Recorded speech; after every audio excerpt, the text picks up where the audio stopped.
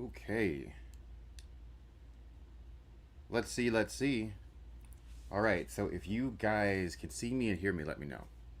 Can you see me? Can you hear me? Let me know. Because we got a whole new camera setup right now.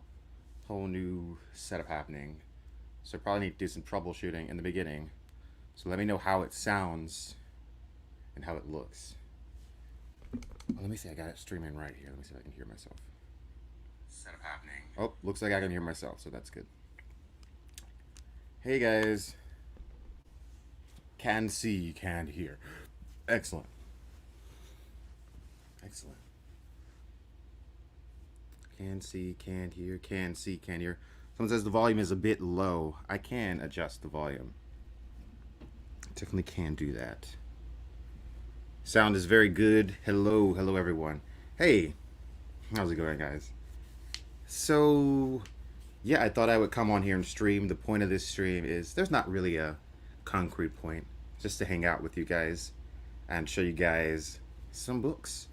Now, I figured that I would do like a series of live streams just going through my library and just like going through different books, what I think about all of them.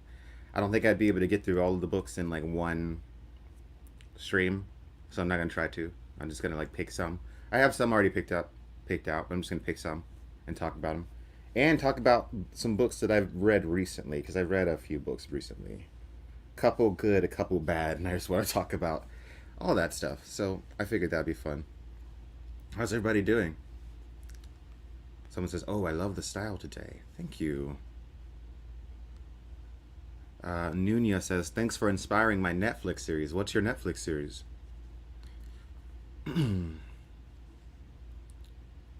Someone says, "Yes, Narnia was actually written as both a response to Asimov, Wheel of Time, and as a spiritual prequel to the Silmarillion." Interesting. I had no idea. I don't know a lot about Narnia. I do have a copy of it. I did read some of it when I was a kid, but I don't know a lot about Narnia. What's my favorite board game? I mean, I like Monopoly. Monopoly is a good one. I mean, I can't go wrong with Monopoly. Yes, this is the globe. This is my globe. It's kind of a new addition to this room. And yes, there is like a bar in there. Pretty cool. Now let's see. Have you read The Engines of God? Worst book I've ever read. Interesting. There, I was looking for. I guess we could kind of start with a bad book. I was looking for it. I couldn't find it. Um, but I guess I've told you guys this before. So when I was in like high school, I think I liked Dan Brown a lot. Right, the Da Vinci Code, The Lost Symbol. Like I was really into those for some reason. It doesn't take that long, reading a few of those before you realize that they're all the same story essentially, over and over again. But definitely the worst out of the bunch is this one called Origin, and it has a kind of a sci-fi kind of spin on it, I guess. And it's definitely it uses the most tropey, cliche science fiction ideas, and I always thought that if I ever was gonna like make a video talking about one of the worst books that I've ever read, Dan Brown's Origin would be on the list because it's so not good and it relies so heavily on every single science fiction trope that you've ever heard before, which is pretty ridiculous. Someone says, "Thank you for introducing me to Blindside." Well, thank you for watching my videos. All right, let's get started. Let me see if I can have the chat like going on my phone so I can see what you guys are saying. Because I do have a couple books sitting by my side that I wanted to talk about. First, thank you so much for your super chat, Steven, as well. All right. All right, so I wanted to talk about this, right? So this is, let's see if I can focus. Focus. This is Galactic North by Alistair Reynolds, right? And I guess I can get up and be librarian. I'm going to talk louder so you guys can hear me, right? Right, so you have the main series. You guys can't see these books, but up here, you've got the main Revelation space books, right? So the main Revelation space books are Revelation Space, Chasm City, Redemption Arc, and Absolution Gap. And huge, epic, fun saga in space. It's a huge, huge space opera, and it's a lot of fun and epic. But the reason I'm recommending Galactic North, focus. The reason I'm recommending Galactic North is because it is a book of short stories that are set in the Revelation Space universe. And the reason I love short stories so much is because with a short story, you kind of don't have to invest in like a whole giant thing. You can just go in and kind of like have a piece of something. So this is full of a lot of really good short stories. One of my favorite ones is Dilation Sleep, and that one's all about time dilation, right? You have like it's about the psychological effects of time of a long-term space travel and the concept of time dilation, right? Because when I did my Forever War video, someone on Patreon asked if I knew other stories about time dilation, and that is one of them, and that is found in this book. Now, another really good one inside of this book, another really good short story, is Nightingale. And Nightingale is super interesting, super creepy. It's about like kind of our reliance on, I guess, AI.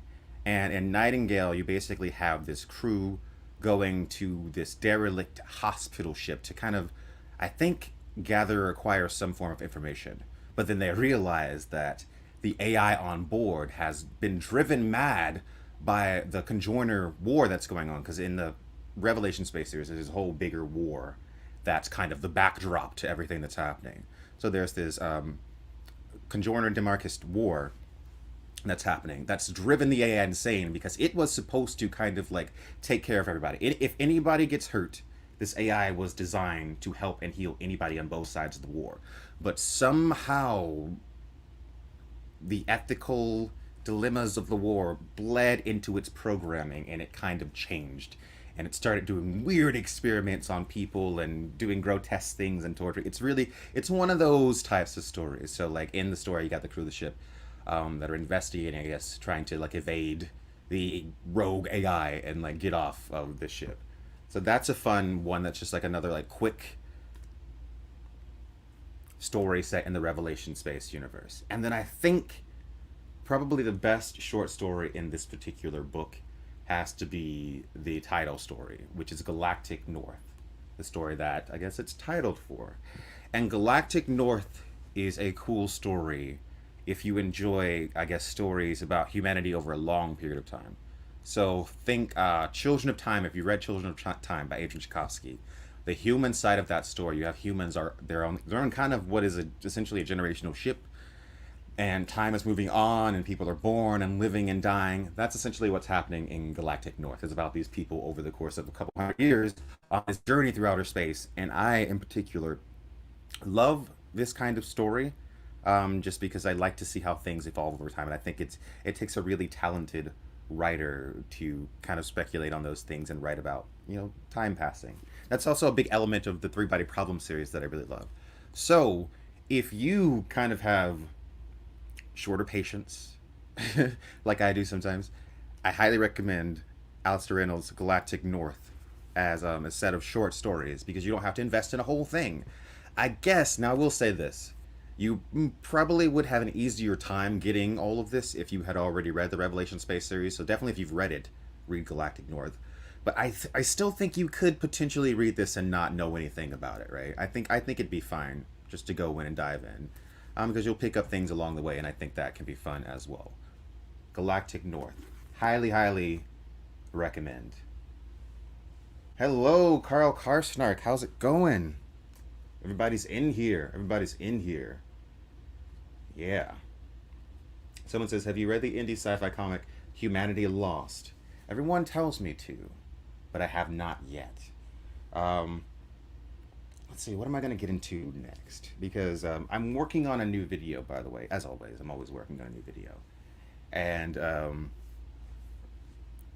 this new video is essentially about how the same stories are told over and over and over again throughout history, and each time the way they're told is informed by, is influenced and informed by the time period they come out of. So we're going to be having a video pretty soon on Who Goes There by John Campbell. And if you don't know, this is the book that John Carpenter's The Thing is based off. But it's not quite that simple, because this book itself, in my personal opinion, took a lot of inspiration from H.P. Lovecraft, At the Mountains of Madness, obviously. So yeah, that's what the video is about. It's about like the inspiration behind this story and what this story actually means. But to talk about this book in particular, I would say that the main element that's different between this one and At the Mountains of Madness by H.P. Lovecraft is the element of paranoia that exists, right? I think paranoia is some part of At the Mountains of Madness by H.P. Lovecraft, but it's not the centerpiece. The centerpiece of that story is a fear of the unknown and kind of like a wariness to explore the unknown regions of the world. But this has obviously the element of Antarctica. It obviously has the element of finding an alien life form frozen in the ice. It has all of that, but at the center of it is paranoia, because you don't know who this thing is at any point in time. And then, of course, the author of this book is John W. Campbell. And then, of course, you know, like you got in the 80s, you got John Carpenter taking that idea and expanding on it even more, but it started here. He injected the sense of the paranoia. So in the video, I'm trying to figure out why. I break down why the Lovecraft story is the way it is, why Lovecraft worked with the themes that he worked with, and then I move on to this book and I start talking about why this particular book adds the theme of paranoia. And it is obviously because of the echoes of World War II that were brewing at the time. You know, you had like the Spanish Civil War, which, you know, you had Soviet Union and Nazi Germany all fighting each other, using it as a proxy, using the Spanish Civil War as a proxy war, you know, to practice these like things, as basically a precursor to what would eventually play out on the world stage in World War II, right? So I guess the sense in the United States at the time when this book was written is that there was this there were these ideologies that Americans didn't understand, that they were afraid of spreading. So there was a great sense of, we don't know who to trust. That's why you don't know who the thing is really at any point in time. You don't really know who to trust. So that's the idea behind Who Goes There. And I think it's a pretty gripping story, and it's interesting to see how it evolves over time. Because I also am going to cover in this video Beyond the Rift by Peter Watts, because there is a short story in this one called The Things. And The Things is a more modern retelling of Who Goes There slash The Things by slash The Thing by John Carpenter. It's a retelling, but it's from the creature's perspective, which is epic, absolutely epic that it's from the creature's perspective, because it gives an entirely new spin on the whole thing. So you got H.P. Lovecraft afraid of exploration. You've got John Campbell paranoid. You've got John Carpenter who's even more paranoid, and then obviously at the end of the John Carpenter movie it's ambiguous. You don't know where the creature is because it was the 80s and we didn't know where the Cold War was going. And then you got Peter Watts that's taking the same idea and inverting it and putting it from the creature's perspective, which is just phenomenal. This is what writing is for. This is what authors do, I think. So the purpose of this video, which you guys will see in the coming weeks, is how much the time that we are existing in informs the stories that are written in that time. And that is key, that is crucial. It always happens. It's never not happening. So, you know, that's why I feel like I think we got to watch ourselves too when we're like, oh, like they're updating this story for the time, then that's a bad thing. I don't necessarily, I feel like my opinion on that is changing, because it always happens. And there's millions of examples, not just in media, not just in movies and TV, but in books as well. So yeah, you guys can look forward to that in the future. Oh, and I was also reading The Culture of Fear by Barry Glassner, right? So this has helped me on that video because it's teaching me about like kind of the culture and where America's head was at the time that Who Goes There, such a paranoid book, was written. Thank you for your super chat, Balsa. Where's my phone? So I can see what's happening. Awesome videos. You've got me interested in sci-fi. I hope you do more themed live streams in the future. Definitely will. Definitely will. Someone says The Things is available on YouTube. That's epic. Definitely listen to it if you like live streams. The Things, nice creepy read, because I do think that the story is attempting to make us humanize the creature and to put us in the perspective of the creature, but at the same time the creature is still creepy because of what it does and the fact that the nature of how it interacts with other life forms I guess kind of antithetical to how we exist, because it's a creature that is kind of amorphous and it changes all the time and it's always evolving. And then humans are creatures that are kind of adverse to evolving. We don't like to change, and so it's very confused by that, and just the way it thinks and is very interesting and creepy. Okay, okay. So let's see what we're going to go to next. I think. Okay, so we talked about Origin, Dan Brown in the beginning as an example of what not to read. Let's. I got another book here that is in my category of let's not read this. And this is. I think some people are. I think people like this book, which is difficult for me because I don't like talking about things that people like, because people get passionate and spirited about things that they like. But this is one that I read. It took me a couple days to read. It was super simply written.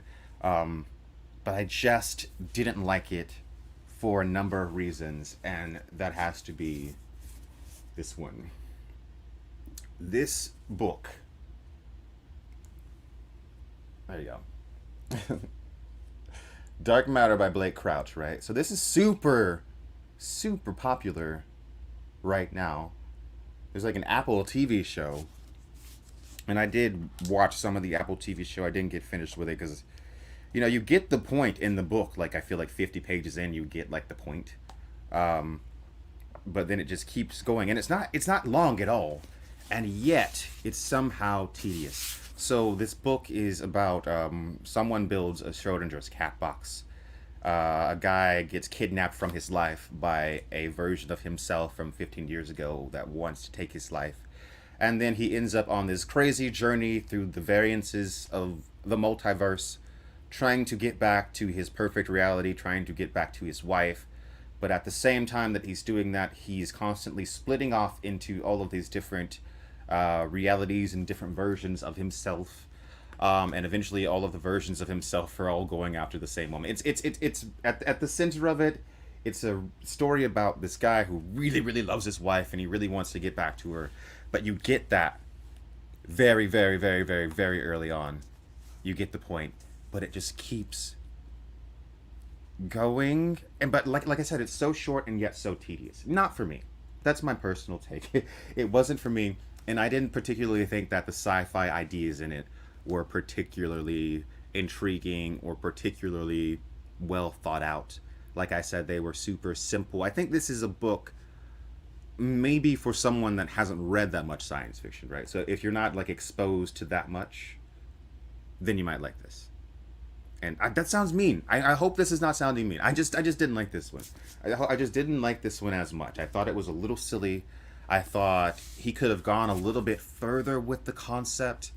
And I thought the ending was definitely like, to me, a fizzle, a huge fizzle. Like I definitely didn't understand. I don't want to spoil it for anybody that wants to read it, but it was a little bit of a fizzle for me. I definitely didn't fully get what it was trying to say by the end when there was just like a million of him.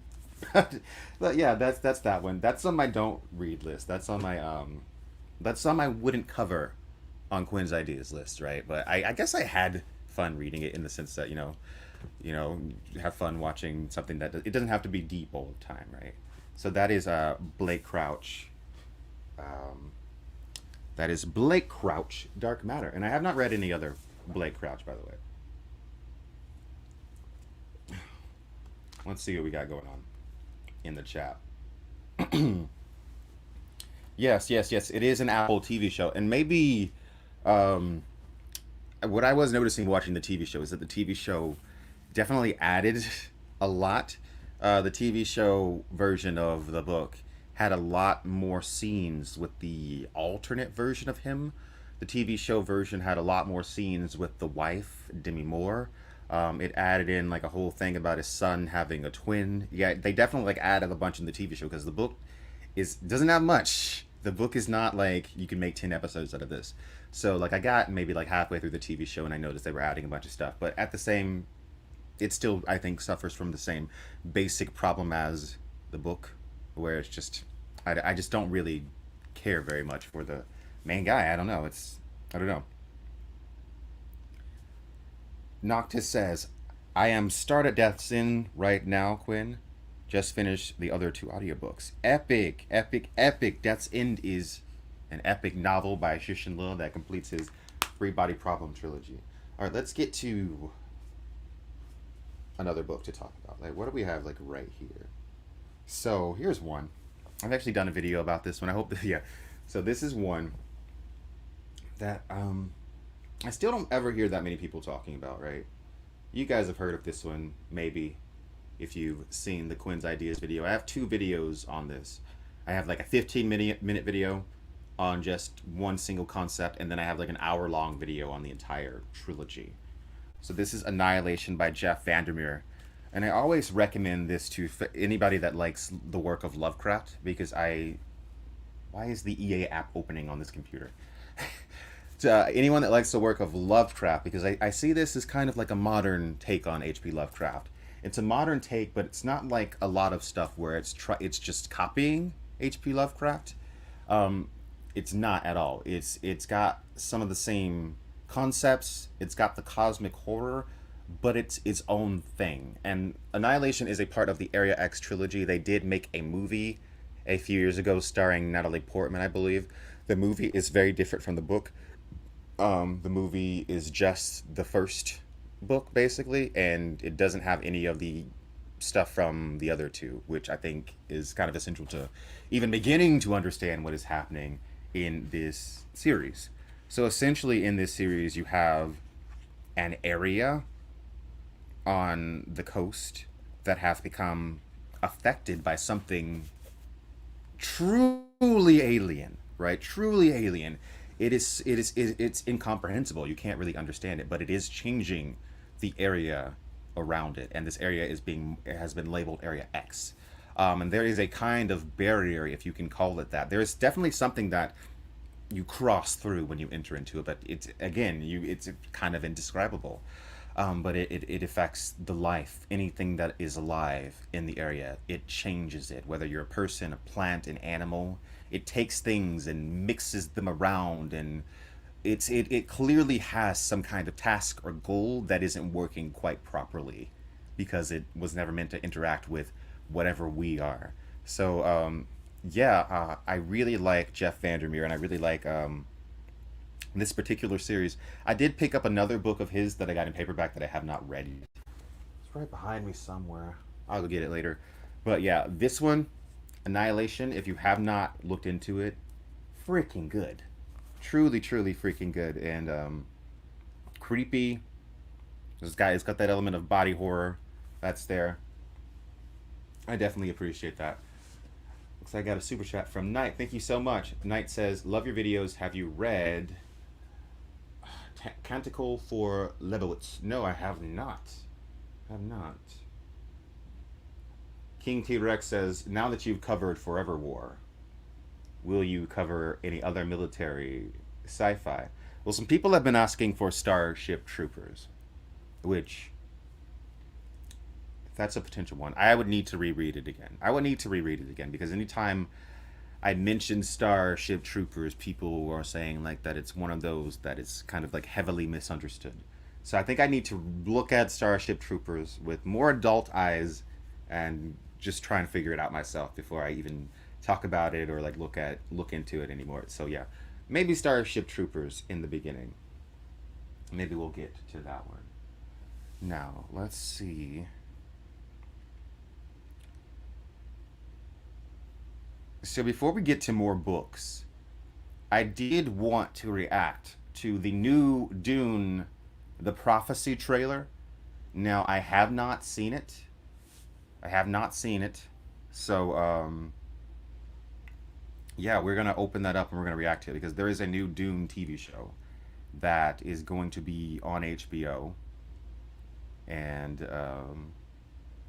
yeah, it's somewhat based off of Sisterhood of Dune by Brian Herbert, which I probably need to reread again because I'm kind of like loose on the details of what happened in that entire trilogy of books. I probably need to reread those again to see so I can be able to compare it to the TV show when it comes out. But I'm pretty sure they're changing a lot about that. So, but anyway, we're gonna watch this trailer to Dune the Prophecy, and we're gonna see what it looks like. We looked at the first one not too long ago, and it didn't look horrible. It did not look horrible because I've definitely been apprehensive about the whole thing. So we're gonna add that to the stage. Okay. Let's see what this is like. You wish to serve the great houses and shape the flow of power. You must first exert power over yourself. Can you guys hear that? How does that sound? Can you guys hear that? Is it echoing? I just want to make sure there's no like weird, crazy distortions in sound. I will say, first of all, the visuals look really good. The visuals looked good in the last trailer. They look good in this trailer. So yeah, just to say that. Looking good. I'm excited about like the way it looks. You wish to serve the great houses and shape the flow of power. You must first exert power over yourself. The more influence our sisterhood gains, That Wallach 9. the more enemies we make. There was a time when you took my news seriously. Instead of allowing those sorceresses to rule you. Sorceresses of Rossic. Sisterhood, they hide in your camp. And do I Oh, think she's for us. creepy. Harkonnen Benny Gesserit. Pleased with the levers of power. But yet our grasp on it is still fragile. I am trying to protect the Imperium. I'm just gonna pause it real quick because I know Warner Brothers likes to block anything that I use the trailer on, and I usually have to go through a whole thing with them. But this trailer, I will say, looks less like Villeneuve than the other one, right? Because I feel like the other trailer they were showing a lot that looked, I think, closer to the Villeneuve stuff, but this looks, it's beginning to look more distinct. It's beginning to look more distinct.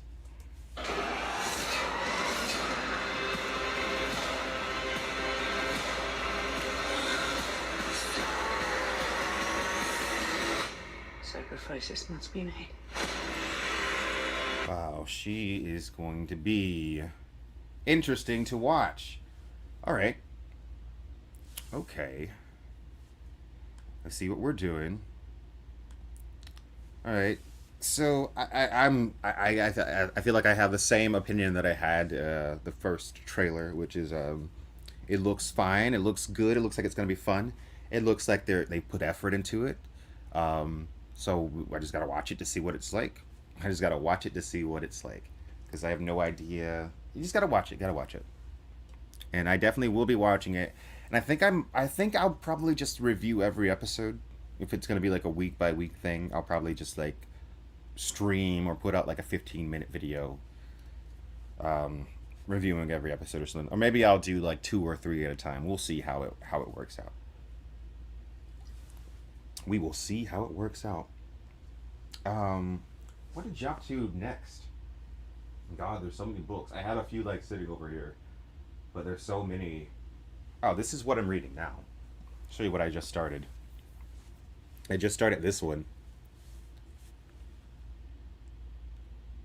Has anybody read this? I don't know what this is gonna be about. I don't know what this is gonna be about, but like intrigued so far. Like I'm only like a few chapters in, and like there's this city where no technology works, kind of, and you got this guy who doesn't remember his past, and he's headed to this city for some reason, and like no radio signals get in, like nothing works in this city, and yeah, he's headed there, and this book is like 800 pages, so like I guess I'm in for like a big epic journey, but that's what I'm reading right now.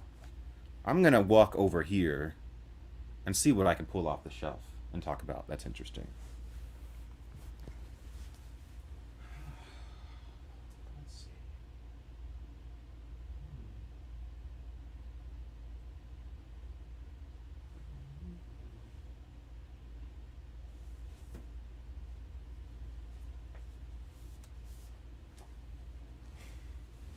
I can't remember if I've talked about this book before. I'm pretty sure I have, but I'm talking about it again because this is a great book. This is Cloud Atlas by David Mitchell. Definitely worth the read. And heck, I say watch the Wachowski movie too because I feel like it, for what it is, it's pretty good. I mean, this is a book that people thought was absolutely unadaptable, and it's not fully sci-fi completely, but there is a storyline in it that takes place in the far future, and you've got all these like you've got like these clones. It's kind of like a Blade Runner future essentially. Really good one. It's about like how all these. It's about different people throughout time that share souls and are reincarnated that do different things. It's about repaying karma. Really good book. I highly recommend it. I recommend that one for sure. Someone says everything is adaptable. Everything. I'm not really sure about everything being adaptable. I think a lot of stuff is adaptable, but not everything. Not everything. What else do we got over here?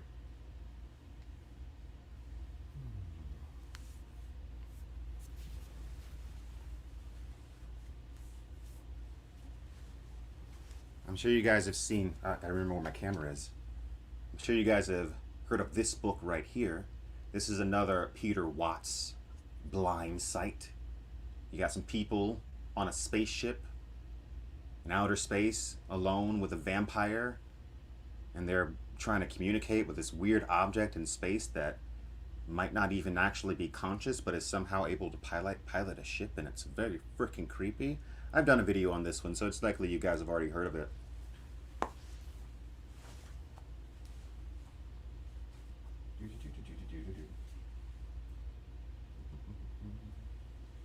Let's see.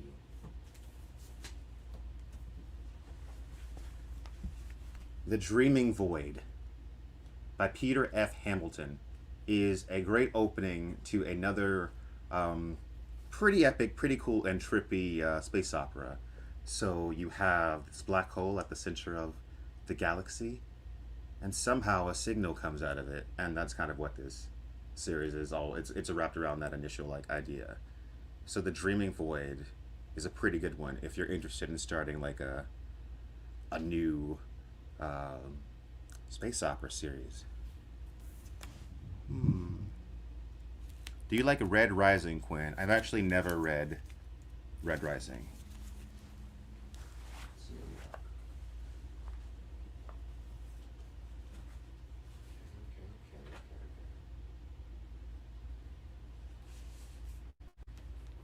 Here we go.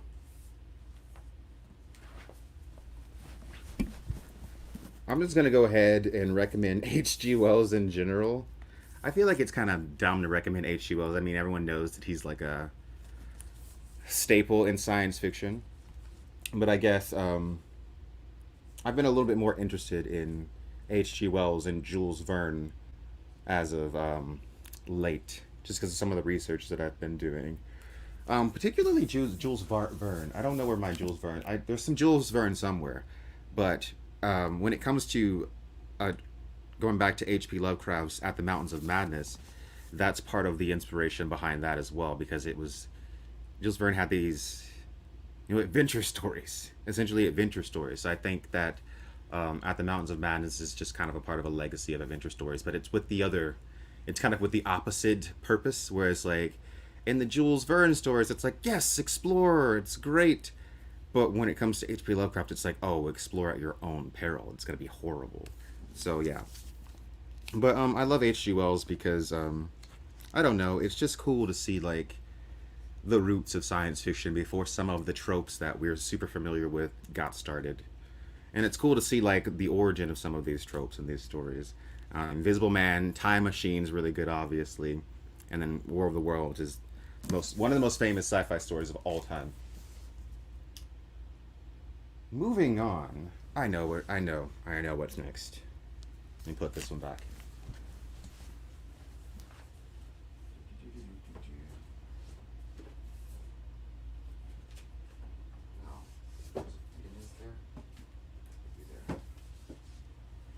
Let's see.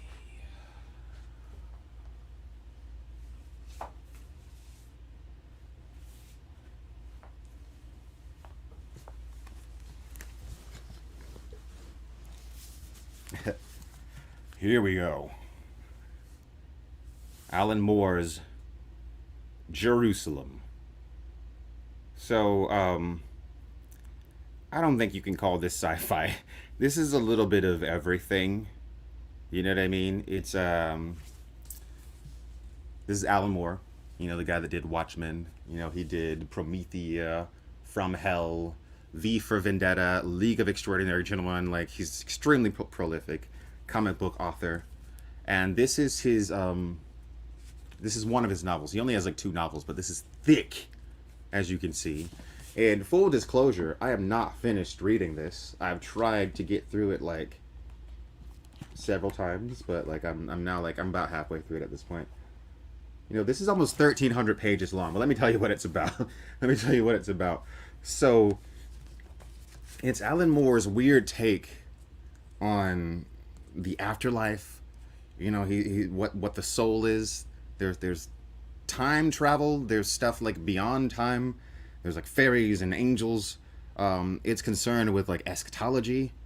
It's concerned with like the soul. It's concerned with like what's the final place of humanity. There's this saying that keeps popping up in the book. Justice above the streets of this higher Jerusalem, and it's just really really interesting. I mean, it's just really interesting, and it's a lot to wrap your head around. Like, for instance, like there's characters that will dream about things happening, and in their dreams they will encounter other characters, but you might not read that chapter from the other character's perspective until like 200 pages later. I don't know. It's a huge like sweeping narrative that is like super confusing and difficult to get through, but it's pretty fulfilling and rewarding getting through it. I don't know. I feel like I'm working my way through it and having a lot of fun with like trying to figure out like what everything is, because it's one of those things where everything is so meticulously placed that you're probably going to have an easier time understanding what's happening reading it again, which is crazy because it's so long. But I feel like it's one of those books where every single line that you read means something and it relates to something else in the book. Really really interesting, and it takes a lot of, I think, numinous ideas and, like I said, eschatological eschatological ideas, and tries to kind of make them make sense. Like it's like it almost feels like this is the most probable solution for what the afterlife is. Like, if there actually was an afterlife, this seems somehow right. It's just the way that he talks about like consciousness and dreams and just all of it just seems like if it existed, this is what it would be. And going hand in hand with this is his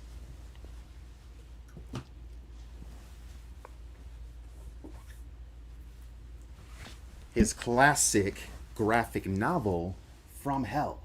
Now, this one's not science fiction at all, except for like one line, and except for maybe the ending if you kind of maybe think about it. But From Hell is about Jack the Ripper, and but it's Alan Moore's crazy, insane take on Jack the Ripper, and it's like nothing you've ever heard, because Alan Moore, like I said, is concerned with the esoteric.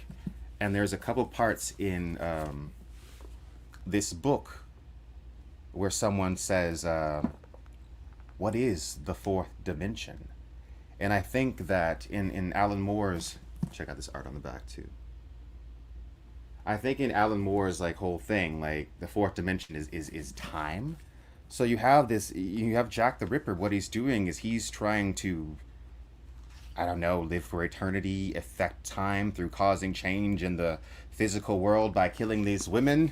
And in the end of the book, he projects himself into the fourth dimension through time. It's wild stuff.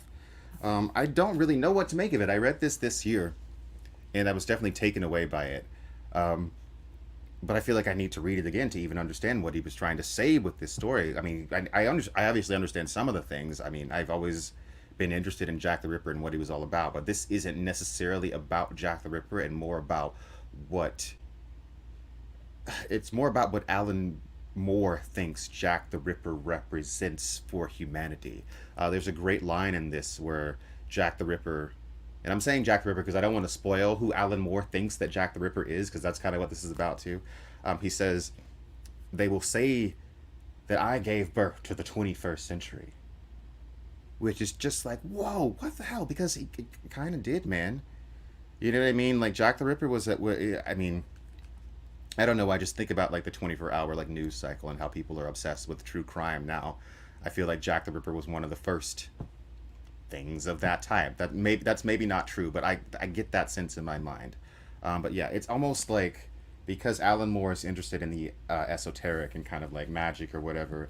It's almost like I think that this character Jack the Ripper in this book was killing these women to do some kind of dark magic, and it almost succeeds in the end, but it doesn't for a specific reason, and I don't want to like spoil it in case somebody wants to read it. But yeah, maybe one day I'll try and tackle Alan Moore's like weird collected universe, I think, with Jerusalem and From Hell and Voices of Fire too. Maybe one day I'll get into all of that, but like it's a lot. But yeah, this is what I've been challenging my brain with recently. Really getting into Alan Moore. He's such a wild ride. He's such a wild author. He's insane. Let's see what everyone's saying in the chat. If I can find my phone. I don't know where my phone is. Help me find my phone. Live. Is it here? Oh, there it is. It was underneath the books. Okay, let's see. Let's see what everyone's saying.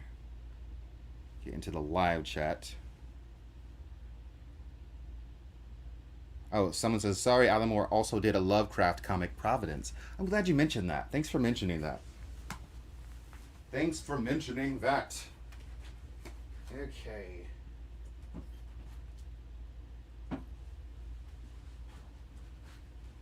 So there is Providence, yes. This is a Lovecraft inspired comic by Alan Moore, and you should totally check it out. I'm gonna be honest, I got these a little while ago and I have not made my way through them because I'm waiting for Halloween. I like to read this type of stuff on Halloween, but I have peeked at the art. I've heard great things about these books. Alan Moore is definitely, in my opinion, a worthy author to write in Lovecraft's universe or to write a Lovecraftian type story. So definitely check these out. I have not read them yet, like I said, but I'm sure they're going to be good. I'm going to have a lot of fun this Halloween season. I'm going to have a lot of fun this Halloween season reading these because I love reading horror comics and short stories on Halloween. I eat short stories on Halloween time. Like I was saying earlier, the reason I love short stories so much is because you can read one in like a couple hours, sometimes in like 30 minutes you can finish a short story, and it's like just so good.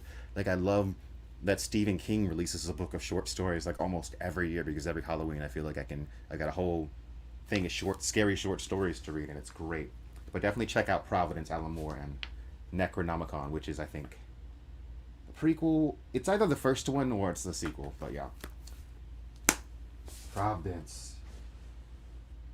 I saw someone ask in the chat if I would ever do a Lock and Key deep dive. Is AK here? What's up, AK? Carl Karsnark is here. AK is here. Jackie C is here. What is up, all the people in the house? Okay, all the people in the house. In a little bit too, guys, we'll talk about Rebel Moon a little bit. I did watch the director's cut of Rebel Moon. I had never seen any of it before, so we'll talk about that in a while. But let me not forget what I was going to do. We were going to talk about Lock and Key. Someone asked me about Lock and Key.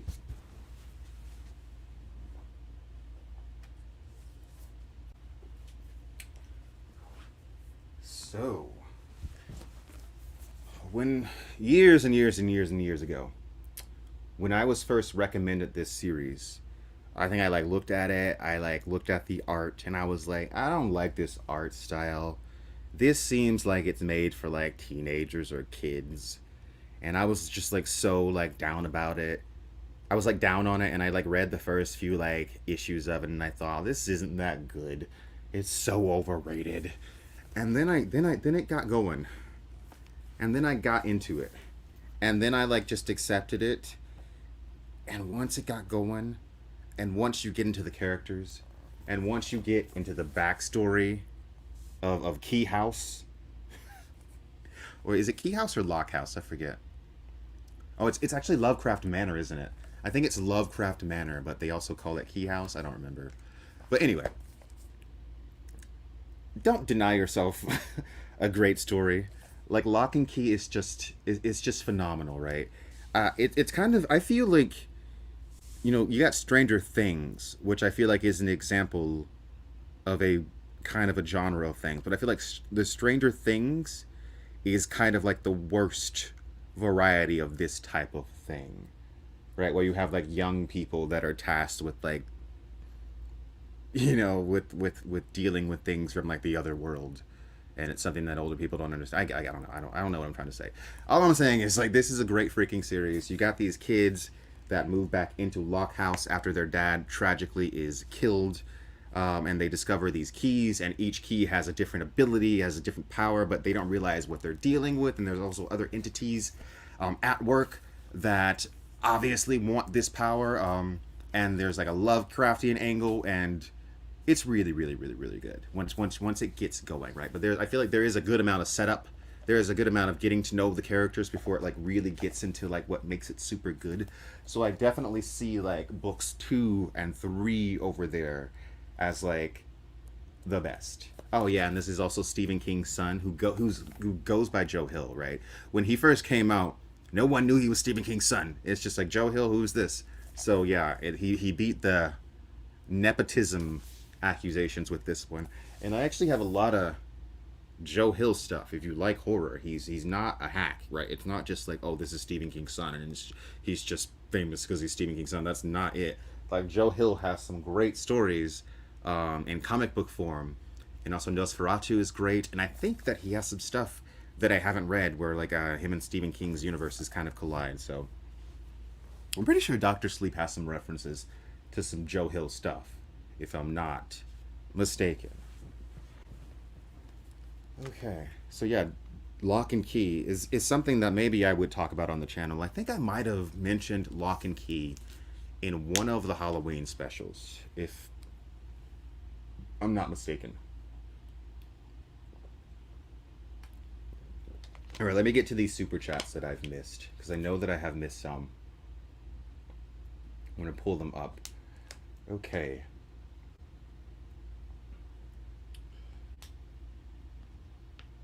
Andrew Bat says, a year in that nursing facility recovering from a coma. It's finally behind me. I'm back at home and finally free. Content like yours kept me sane. Thank you so much, Andrew. Thanks for watching. Jason P says, do you like Warhammer? I've tried to get into some Warhammer stuff. I don't hate it. I just haven't. There's just so much. It's so much. It's hard to know like where to start, what to read next, or just like yeah. It's a lot to be into, so I can't really say that I actually am into it. Jason P also says, do you like Warhammer? What do you think about the SCP series? What is your all-time favorite sci-fi work? Which world would you want to live in? These are all very hard questions. Hyperion pre the fall of the hegemony seems pretty awesome, right? The Culture, Ian Banks Culture series, it's over there in the corner. That'd be great to live in. I mean, the robots take care of you, and it's essentially a paradise, so that'd be great.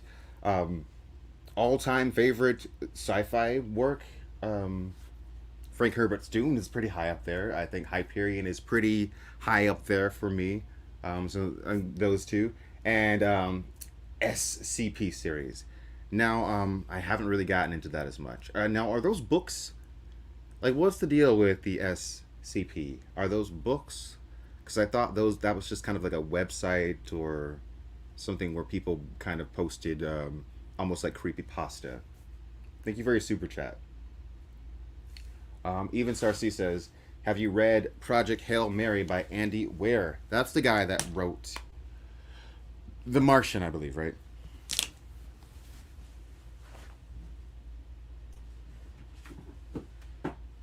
Oh no! Get back, Moorcock. You're never gonna believe what I got from Barnes and Noble the other day. Yeah, I have not read it.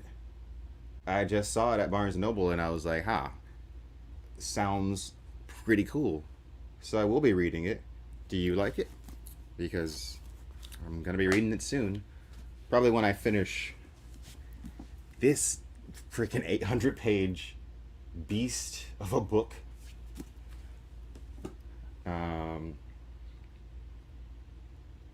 Okay, next super chat. Luke is Peter Watts being an edgelord with the type of characters he chooses to create, or is he giving representation to dysfunctional, traumatized, neurodivergent people?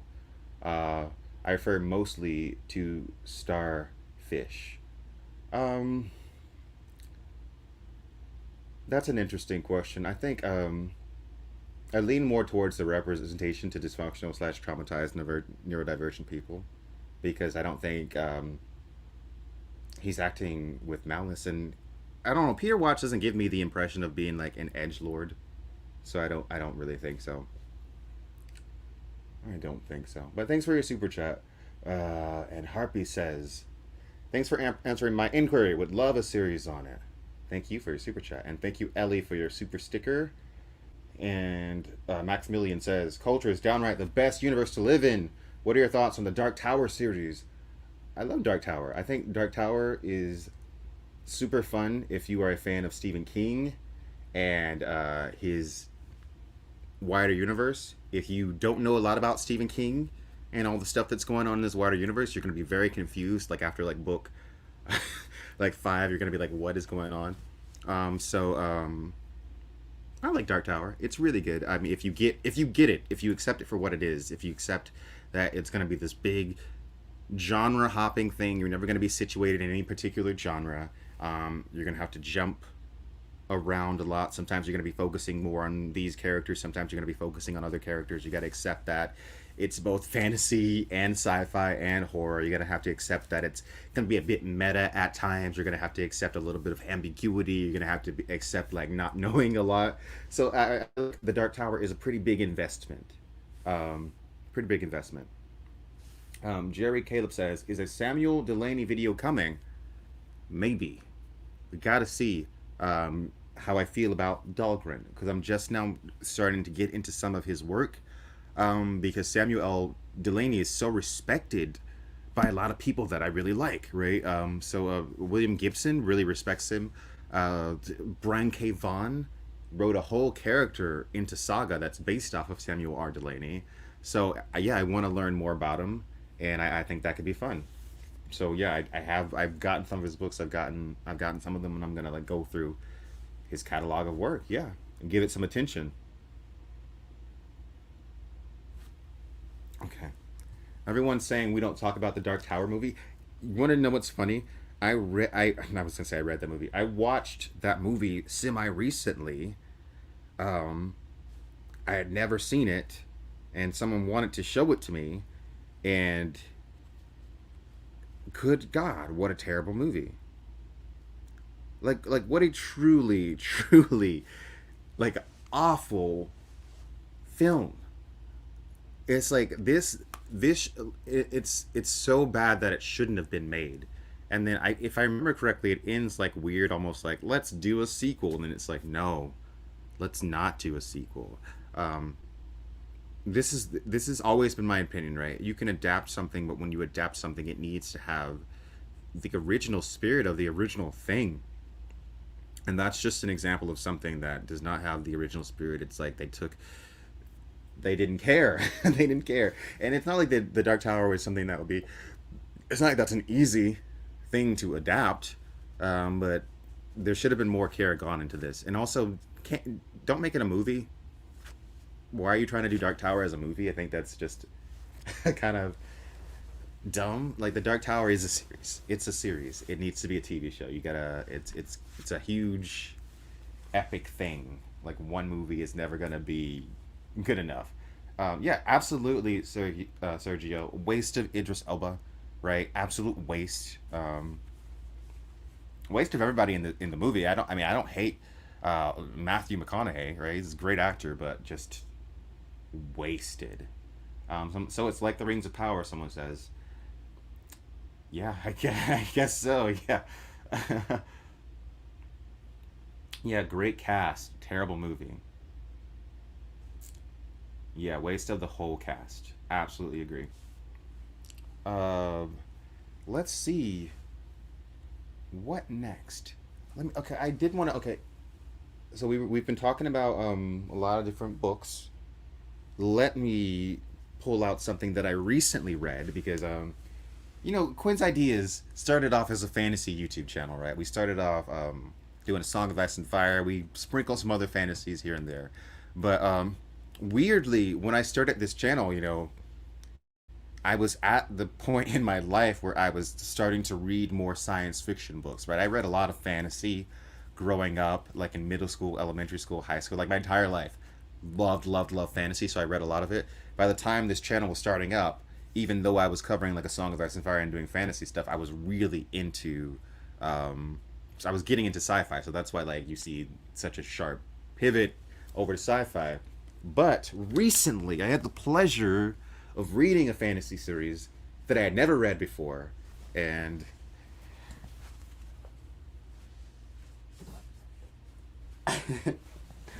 bam! Look at this! Look at this giant thing! Look at this! Get it to focus. Focus, damn you.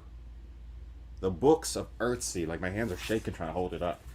Heavy, heavy, heavy. I read this mostly on the Kindle, but yeah, The Books of Earthsea. Man, Ursula K. Le Guin was also known for sci-fi. Um,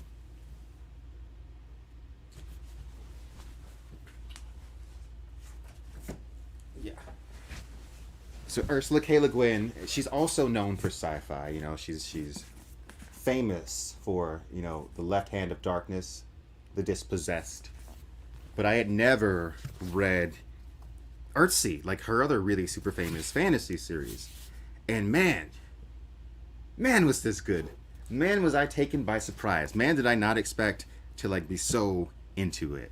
But it was just great to be back in a well thought out fantasy world, right? It was great to follow like the main character, Ged, on his like journey into becoming like a sorcerer. I love the magic system was really cool.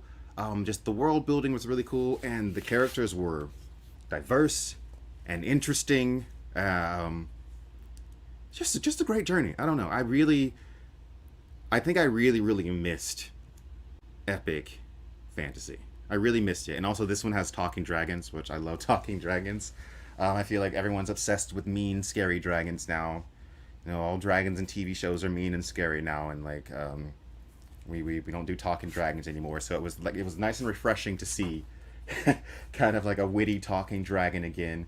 I just really loved it. Cool. Particularly the first book is so strong, The Wizard of Earthsea, because you have the young character Ged like on this journey, and he's super arrogant in the beginning, and he ends up doing something that follows him for the rest of his life. Like he ends up unleashing something onto the world that attaches itself to him, that will always follow him until he turns around and faces it.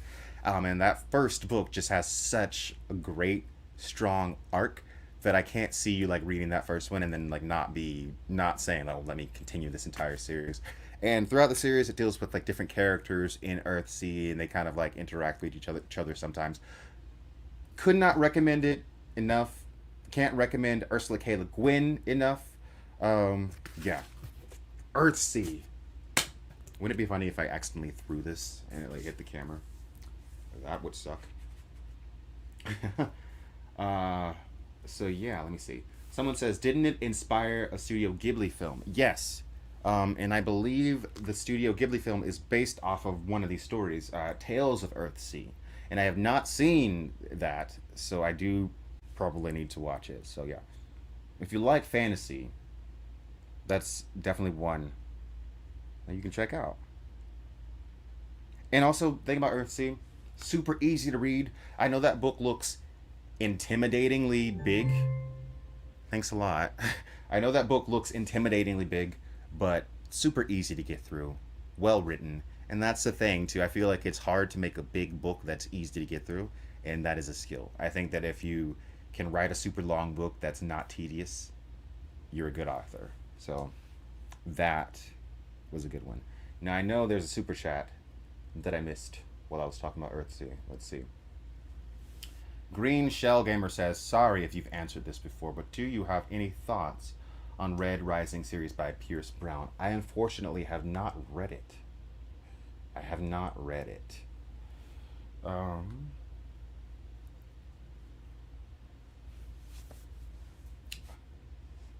Okay, let's see what we're gonna talk about next.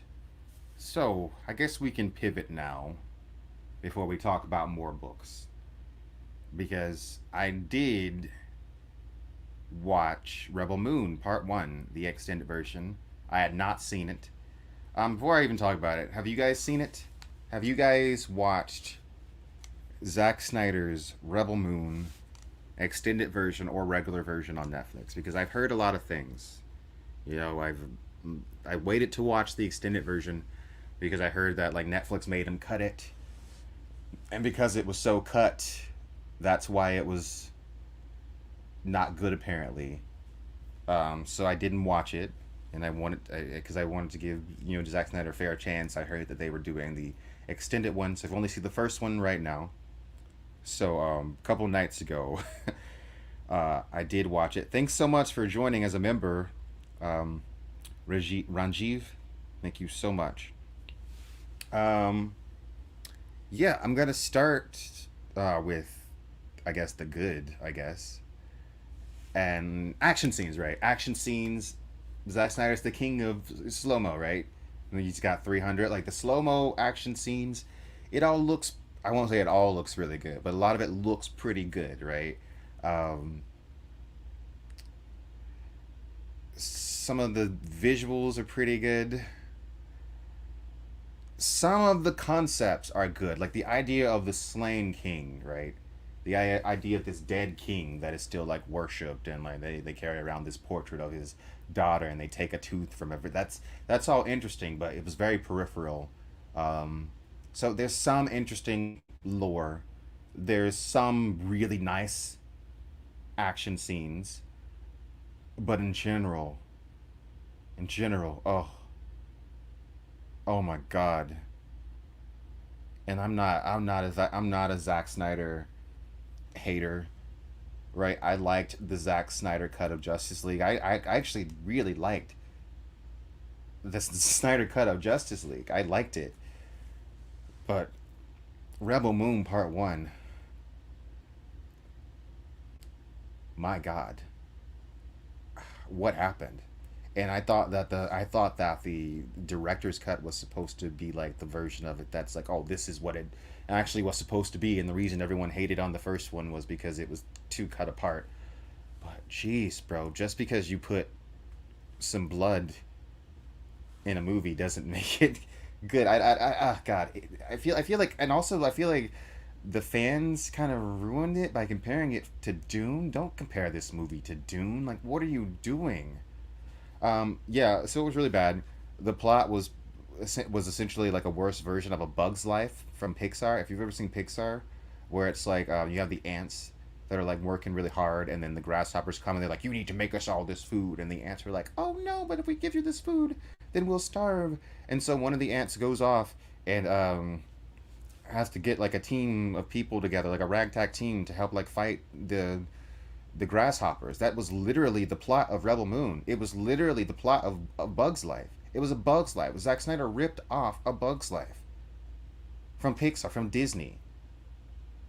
Like, so, and then it wasn't even.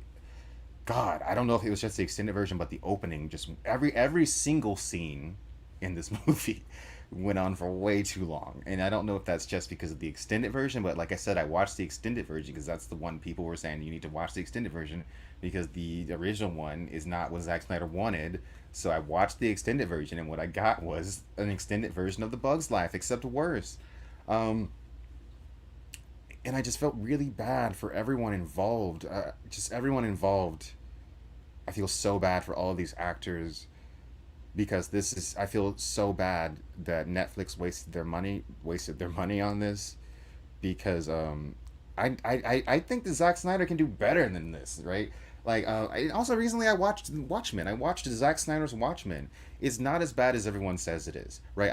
And I like I said, the Justice League, Zack Snyder cut. I like it. I like Zack Snyder in general. This just was not it.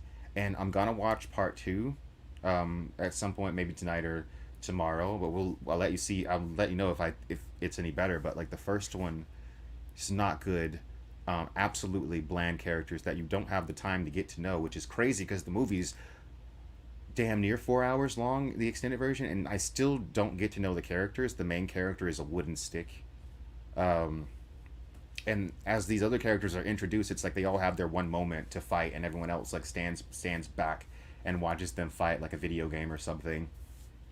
There's a part of it where this one character with the girl with the lightsabers, they're like clearly lightsabers, but they can't say, where she's fighting like this spider creature, and she's like almost dead, and like the one guy is trying to help save this like little kid, and then he's almost getting killed, and no one else is helping. Everyone else is just standing back while she's fighting this crazy spider woman, and I'm just like, what? It's just like I said, I don't like hating on things that people like, but it's not a good movie, unfortunately. Um, Unfortunately, it wasn't good. Unfortunately, it wasn't good. And I was excited for Rebel Moon. Maybe the second one is good. Um, I, I'm sorry. I'm sorry if you like that movie. So that's all I'll say about it. But yeah, Rebel Moon. It's not going to be one that I'm going to be recommending. I think that pretty much. Oh, this might hurt. I think that pretty much any of the Star Wars sequels are better. You know, I would honestly have to watch Rise of Skywalker again to be sure. But if somebody was like, you got to watch this movie, you've got to watch Rise of Skywalker, or you've got to watch Rebel Moon again, I think I'm gonna go with Rise of Skywalker just because it's freaking shorter, and so the torture will be like less extended. So, you know. And here's the thing: people think that I hate Star Wars. I like Star Wars. I wish I could shake this vibe, this vibe that people think that I hate Star Wars so much, because I enjoy Star Wars in general. I really do, but I feel like I accept Star Wars for like what it is, which is just like fun space schlock, where it doesn't have to be like super serious and it doesn't have to make a lot of sense really, but it's like fun because you get to watch the battles and the ships and the funny characters. To me, that's what Star Wars is. And I think a lot of people like in this day and age like expect so much from Star Wars, and I'm like, why do you expect this from Star Wars? Like Star Wars is always just been like the fun. And I enjoy Star Wars. I mean, I feel like people think that I don't like it because I'm just honest about like, I don't know, of where I think it exists. I'm honest about what I think it is. Let's see. Someone says, how is it possible that during the production nobody can see that it's so bad? I don't know. There were several times during the production of that movie, Rebel Moon, where I was like, I don't understand how this continued. Like the dialogue. Oh, wow, the dialogue was bad, bro. The dialogue was bad. Um, yeah.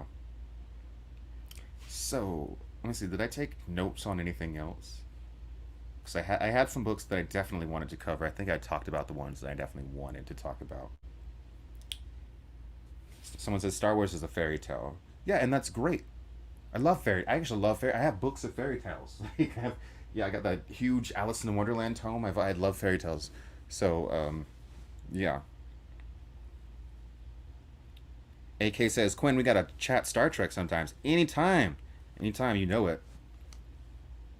You know I love me some Star Trek, even though I have not seen the most recent season of Strange New Worlds. So I do need to get into that. Let me see. What else? What else does this library have to offer? Oh, I do. I do got some manga. That's a manga. Let's see. Whoa, yeah, yeah.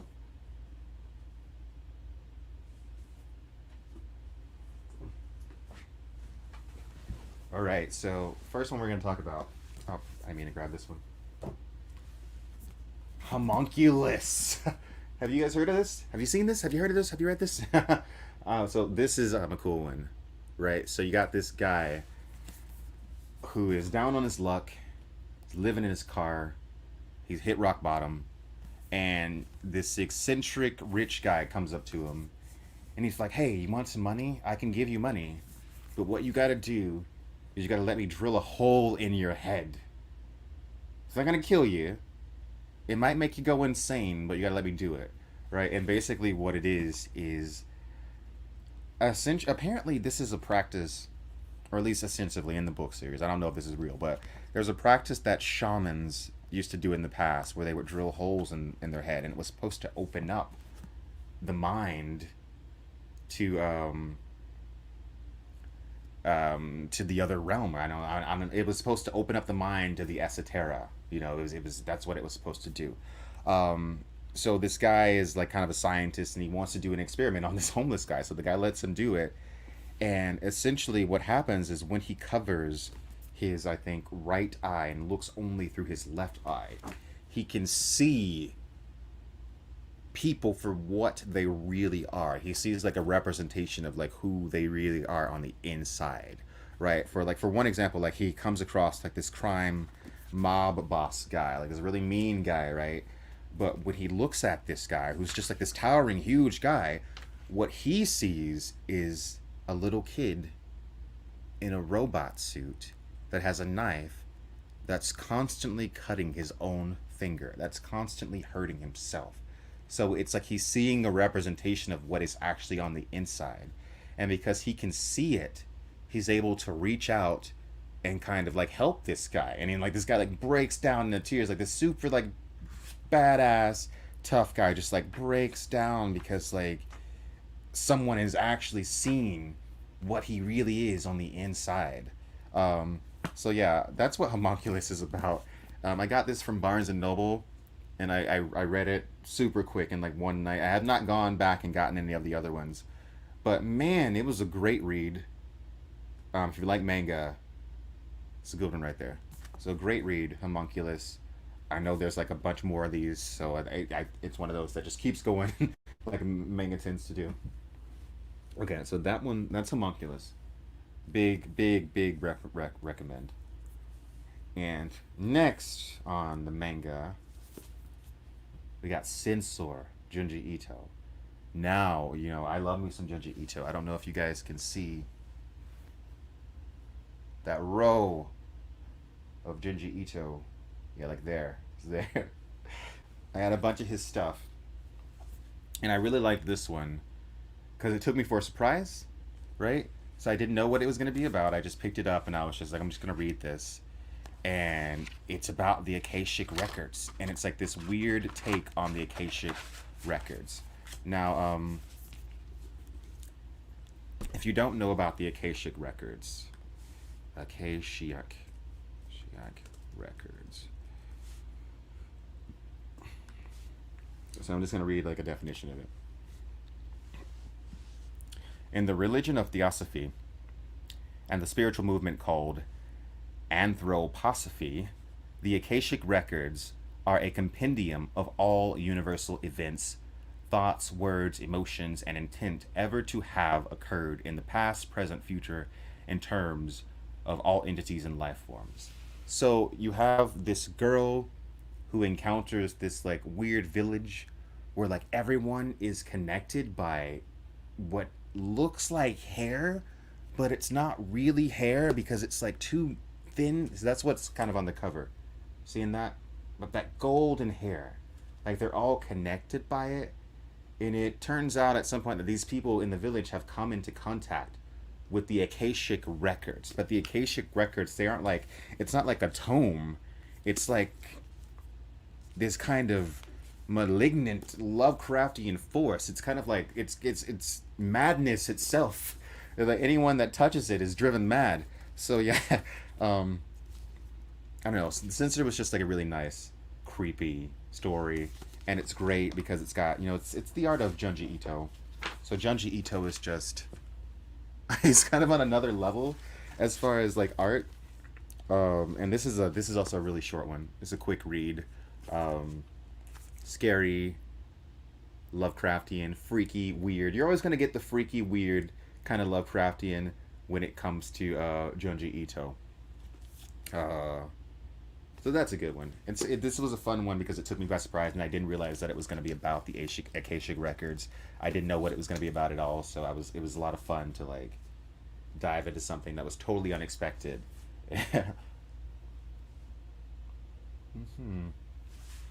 Now, let me see. So I got the chat over there, but that's super far away from me. So let me look at it on my phone.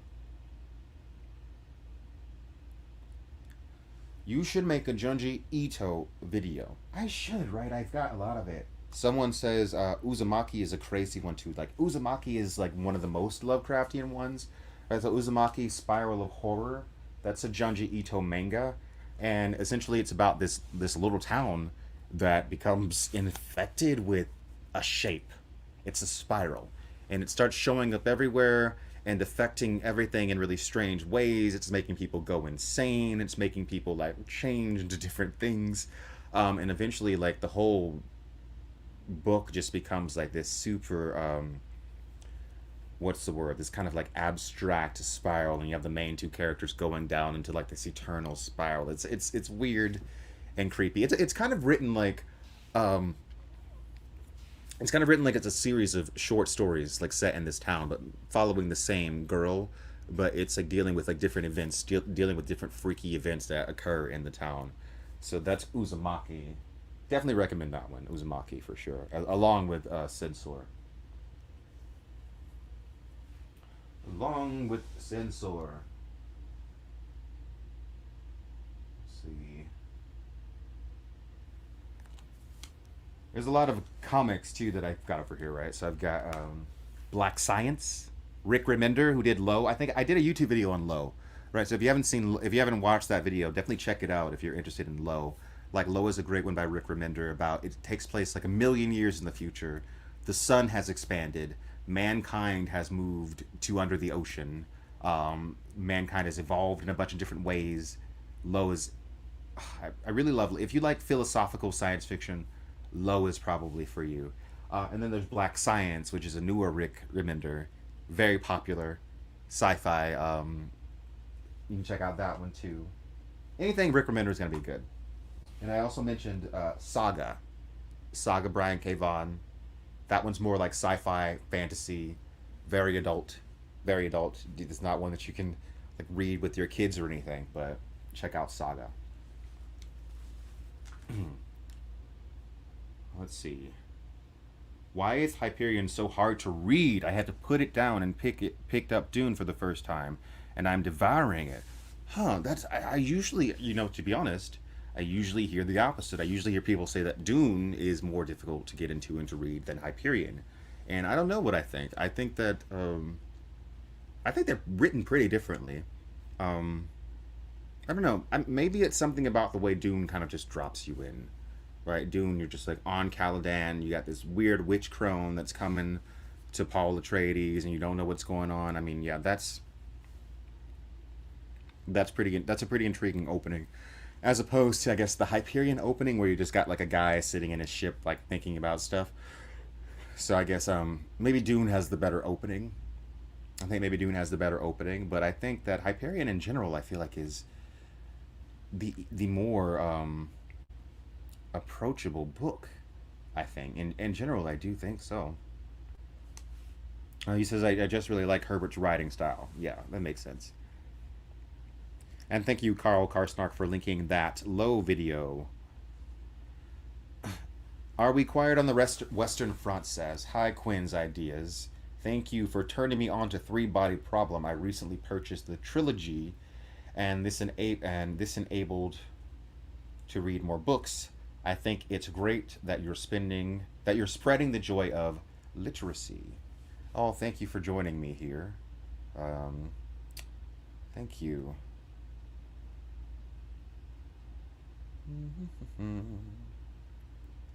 Let's see. Hyperion is 4 books. Yes, Robert Talida. Hyperion is 4 books. You've got Hyperion, you've got Fall of Hyperion, you've got Endymion, and the Rise of Endymion, which take place um, way, way, way, way, way after the first 2 books. So there's a big time jump, kind of like what God Emperor does, kind of like it's a time jump. And then after the time jump, there's even more kind of esoteric, I would say eschatological ideas as well. Dealing with like ideas surrounding the numinous, with the main character girl who's like kind of like a Jesus figure. So definitely like I think Dan Simmons was definitely interested in the numinous, and he's definitely interested in Christianity because I think even the first Hyperion book has some religious imagery and Christian imagery and Christian themes, right? You got like priest, you've got the cruciform, um, so yeah. But I think these ideas kind of come to fruition definitely in Endymion and Rise of Endymion with the character Ania, because Ania is clearly a Jesus figure. I think Jesus himself is specifically referenced in the Hyperion books too. Like it's something about on the cross, Jesus actually moved into the void which binds, and that's how he projected himself into the future so that his disciples could see him. And it's like a whole thing. So yeah, definitely Dan Simmons was interested in like the esoteric stuff and the numinous and eschatology and all that stuff. And like I said, those ideas kind of graduate in the second half of the series. What's your opinion on the Brian Herbert Dune series? Um, well, I have done a video on what I think about the Brian Herbert books. Um, they're fun. I mean, the Machine Crusade ones are okay. Um, I have not read like the last 3 that have come out just because it's like, come on, man, stop.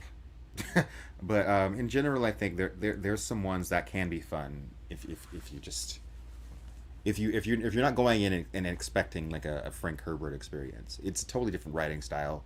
You can tell that the purpose behind the writing is different. I think that's what really shows is that the purpose behind the writing is different. Whereas like Frank Herbert is writing because he really really has something to say about humankind and where we are and where we're going. And then I feel like the Brian Herbert books were written for a different reason. And I'm not going to say what I think that reason is because I'm not in his mind, but I don't know if they're written with the same intent as the Frank Herbert stuff because it just feels so different.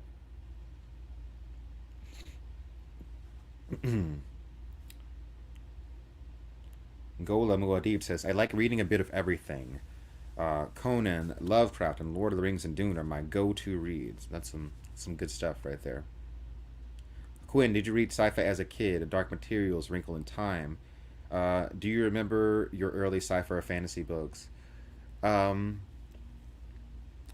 well, fantasy. I mean, like Harry Potter, Lord of the Rings, like the Aragon books, Series of Unfortunate Events. Not really fantasy, but kind of. I really liked Joseph Delaney, Last Apprentice. I think that's one that's like not very well known. I always cite like City of Ember as like the first book that I read, and I was like, oh, this is kind of sci-fi. And I'm sure I read other ones. City of Ember by I'm blanking on the name. Dupre, yeah, Dupre, I think is who wrote. What's the name? City of Ember author. Is Dupre? Yeah, Jean Dupre. Yeah, yeah. City of Ember. So yeah, I read a lot of stuff. I read a lot of stuff, and I always say like when I was a kid, I don't think I really was thinking about things in terms of like, oh, now I'm reading sci-fi, now I'm reading fantasy. It was just like, oh, this is fun, so I'm gonna read this.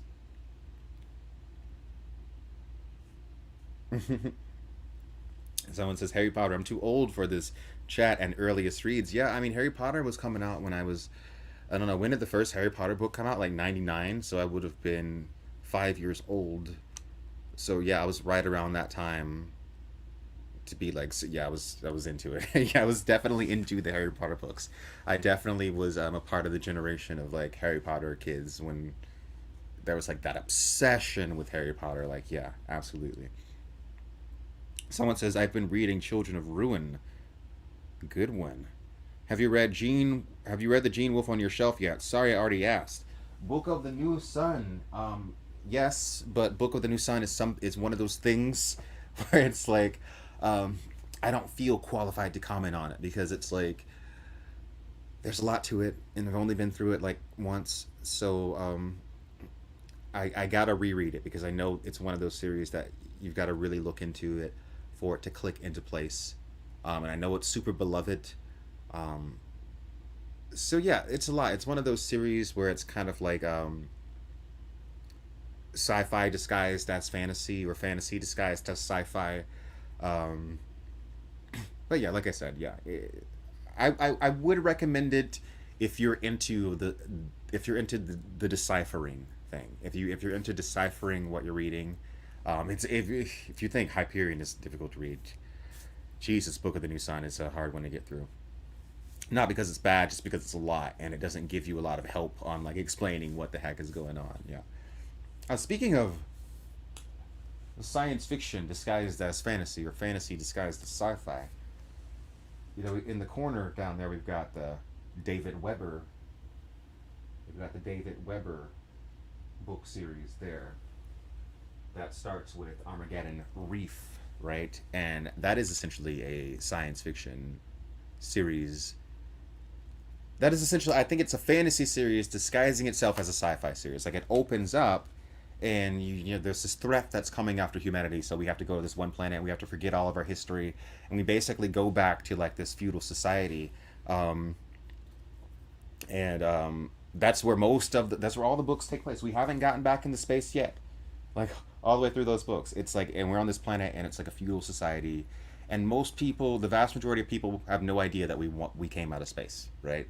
So they think it's just we're living in this medieval fantasy world, and there's like a lot of epic space battles, and not space battles, epic like ocean battles, right? Yeah, it's essentially a fantasy series wrapped up in a sci-fi series. So if you're interested in that kind of thing, check out those. But I will warn you that they do kind of go on and on and on and on and on and on and on and on and on and on and on and on and on and kind of don't stop, and they haven't stopped yet, and they're not even finished. But at least he's still writing them, right? He hasn't like stopped, right? He's still writing. But yeah. Do you like Mass Effect? So what? Someone says, what's the title? The first book in the series is called Armageddon Reef. Armageddon Reef is the first book in the series, and I have done a video about that first book. What am I saying? Yeah, Armageddon Reef is the first book in the series, and I have done a video about that first book. So yeah, you should be able to find the rest of the series by going from that one and seeing what's up. Do you like Mass Effect? I've never played that game, but I always hear about Mass Effect and I think Halo for like the sci-fi book references. Like there's a lot of references to like Dune and Hyperion in some of these. Yeah, but I'm not like a epic shooter type game player. The only game of that type that I really get into is maybe like No Man's Sky. Like No Man's Sky is to me like a really like that one. I like Mars. What's it called? Surviving Mars. It's one of my favorite games. Sim City, Sims. I like strategy games. I'm not really like a shooter type guy. I'm not really like an adventure game type guy. I like Stardew Valley, play Minecraft, Story of Seasons. Someone says Dead Space is great sci-fi. Interesting. Good night, Gabriel. I'll catch you later. Someone says if you're looking for a game to play, I recommend Elden Ring. If you want fleshed out fantasy world, it is one of the best. See, isn't Elden Ring kind of difficult? I have heard that Elden Ring is kind of stressful and not easy to play. Which I feel like that would be my problem with trying to play it. I would get like, I don't want to do this. I don't know if I'm the type of person that enjoys that particular type of challenge in a game, right? That's why I say for surviving Mars, because if it's like a challenging game where I'm like trying to allocate resources and like keep a community on Mars alive, to me that's like super engaging. But like if it's like I'm evading like this boss and I'm like fighting monsters and going in dungeons and doing all that stuff, I don't really play those types of games anymore. I think the last game of that type that I really like played, like really played, is probably Skyrim, because that came out when I was in high school and I played the heck out of Skyrim. But yeah, I never played StarCraft.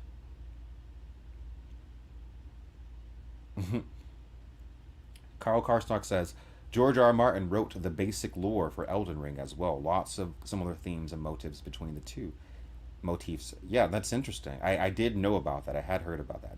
Quinn, what books have you reread the most? You know, I will say a very comforting series for me.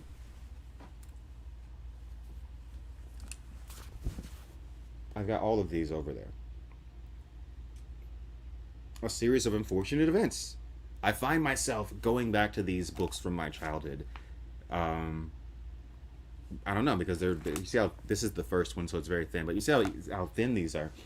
Very easy to read.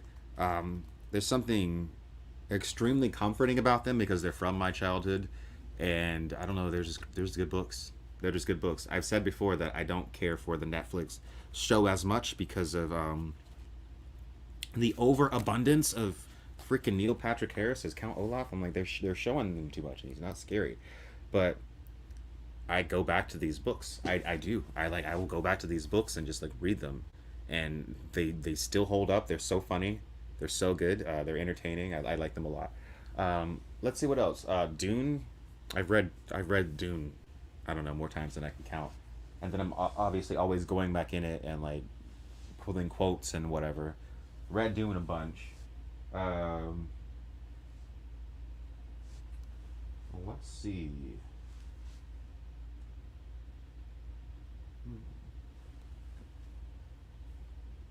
Oh, the Song of Ice and Fire books, George R. R. Martin. I've read those several times. So yeah, that's an example of something that I've read multiple times. Yeah. Let's see what we're talking about. What sci-fi book has the worst scenario for humanity, in your opinion?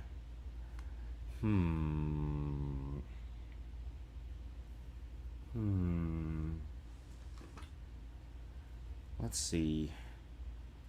Well, Three Body Problem is ultimately optimistic, but that is pretty like terrifying as well. I mean, there is the Killing Star. The Killing Star. Do I have that? That's somewhere around here.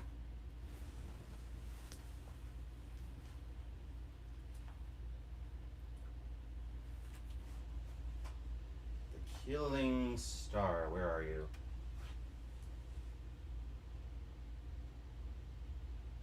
Ah.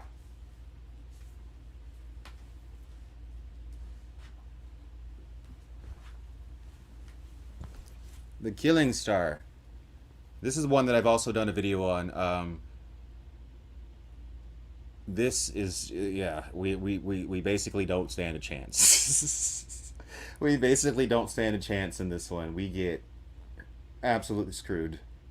So check this one out, because yeah, if you want one where it's like, God, this is bleak. Yeah, well, this one's about like, I mean, at least in this one we get kind of taken out pretty quickly, kind of in the beginning of it. So yeah, the Killing Star. That's a good one. Yeah, so I wouldn't want to live in that universe. I will say, because it's like Three Body Problem, but except we have no warning at all, and it's just like, now we're just screwed. We're just screwed. Sorry, now we can do about it. So yeah, that one's good. Do they really? Paperback copies of The Killing Star go for a lot? Okay, I will say that when I first posted my video to The Killing Star, one of the authors commented on the video, right? one of the authors, right? So you got Charles Pellegrino and George Zabrowski. One of the authors commented on the video, but I can't find the comment. I think they deleted their comment for some reason. But like, what was weird because I didn't know. It was so weird because I tend not to look at comments if I can help it. But I didn't notice the comment for like months, and then one day I like look and I'm like, that's the guy that wrote the book that's commenting on my video, and I click the heart button, but then I go back to that video and I look and I can't find the comment anymore. I'm like, what happened to that guy's comment? But yeah, I do think that when I put up that video, it did kind of create an influx of people buying the Killing Star, and that could be why it's kind of more expensive now, I think. Let me see what's going on here. Okay, there we go. That could have something to do with it, I think, maybe. Potentially, because it was already kind of like going out of print. And I don't... Can you buy the hard... Let me look it up. Where's the hardcover at? Killing Star hard cover. Oh, it is... Oh, God, yeah. It's definitely pricey. I did not spend $100 on it. Like, it looks like you can't get it for cheaper than $100 now. I definitely did not spend $100 on it. So wow, yeah. So the Audible book is on. Yeah, so it's on Audible now. So that's cool. So yeah. It'd be probably cheaper if you're okay with audiobooks to listen to the audiobook rather than like trying to get this copy. Though that makes me want to take better care of this. I need to. So let me take off the desk cover because wow, you can really see. It's actually pretty shocking because this is definitely a used copy that I have here. It's pretty great that it even has the dust jacket still. Oh, that's pretty impressive. A lot of older copies, you buy older copies of books, and the dust jacket won't be there. So, that is neat. That is neat. Oh, someone says the jaunt is pretty horrifying. Yeah, that's one of Stephen King's story, and it's in one of those big tomes of Stephen King short stories. I don't remember which one. I don't remember which one right now, but the Jaunt, that's one that we did on Quinn's Ideas as well. That's a really cool one because it's like, so you have let's see. Oh no! I knocked over my Red Bull. Okay, so you've got this oldie but a goodie. This is like from the 1920s. 1920s, I think, around that time. Maybe a little bit later, I don't know. This is Alfred Bester's The Star Is My Destination. Right? And so you got this guy who is basically left behind to die, and he's seeking revenge, and he's kind of like teleporting around through this like personal device. And it's called jaunting, right? So to teleport, you jaunt from place to place, right? So Stephen King took that idea and wrote a short story called The Jaunt, which is about mankind. We create this technology that allows us to teleport across space and time. But the problem is when you send something living, they come back and they immediately die. They go crazy and they die. And they basically realize that they have to put them to sleep, and then the effects are fine. It doesn't do the crazy insanity and death effects. But basically, what they realize is that when consciousness is jaunted, when you're teleporting across space time, your consciousness actually exists in a vacuum, in nothingness, for essentially an eternity. In that instant, you experience eternity. So if you are awake, you're going to be there forever. Right? So, whoops. So when you come back, I know it's kind of paradoxical that it's forever, but you still come back. When you come back, because you've been exposed to like this emptiness and madness for an eternity, you can't handle it. And you like whatever is maintaining your life, keeping you conscious, just like collapses. It drives you totally insane. So that's what the jaunt is. And it's really freaky and scary. Highly recommend the Quinn's Ideas video on it, by the way. So yeah, check that out. Someone says Snow Crash was written before there was VR. Absolutely was. So was Neuromancer. So was Neuromancer. Yeah, yeah. The Jaunt has one of the freakiest endings ever. And I don't want to spoil it, but it's definitely a freaky ending to the Jaunt. And that's my thing. I'd be super afraid to teleport. You know, I'm kind of like Barclay from Star Trek Next Generation, where it's like the transporters. No, I'm not gonna be dematerialized and put back together somewhere else. Because how can I be even sure that's me? You know what I mean? It's so creepy. The idea of teleportation.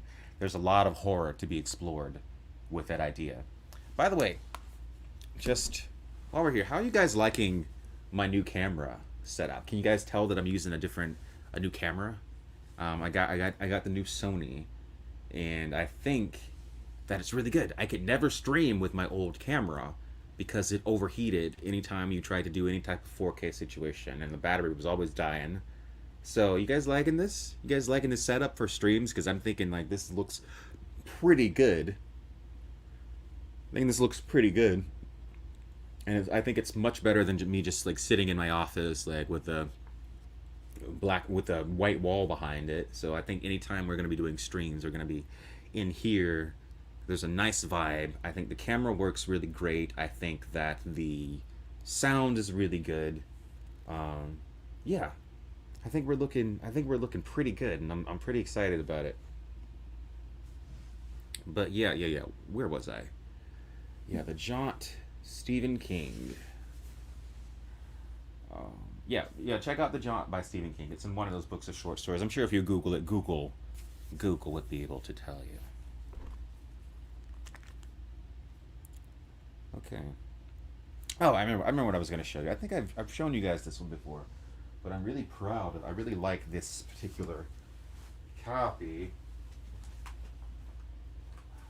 Let's see.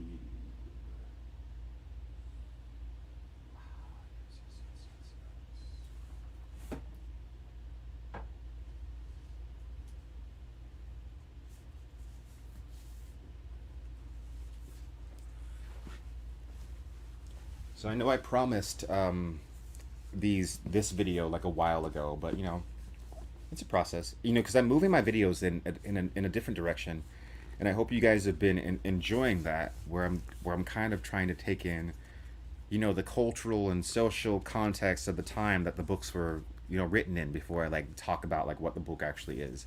And I think that just takes more time and more research. And I'm trying to create these longer form videos. That's what my Forever War video was. And I truly think my Forever War video is one of my best videos. So that's also what I'm doing with this mini documentary that I'm working on, with Count Zero and Mona Lisa Overdrive, as well as Neuromancer. So yeah, these are the sequels to Neuromancer, right? Neuromancer gives birth to the sci-fi genre, and I'm gonna explore its sequels because that's a thing in itself. You know what I mean? It's very interesting to see like how he chose to continue these ideas and concepts, and where the ideas found in these books came from and what inspired them. Because when it comes to like authors and history and time passing, everyone is inspired by everyone else, right? Someone you can inspire someone, and then 5 years later, something they do inspires you. So there's like this constant circling. Yes, we will be talking about Johnny Mnemonic, Gustav, as well in that particular video.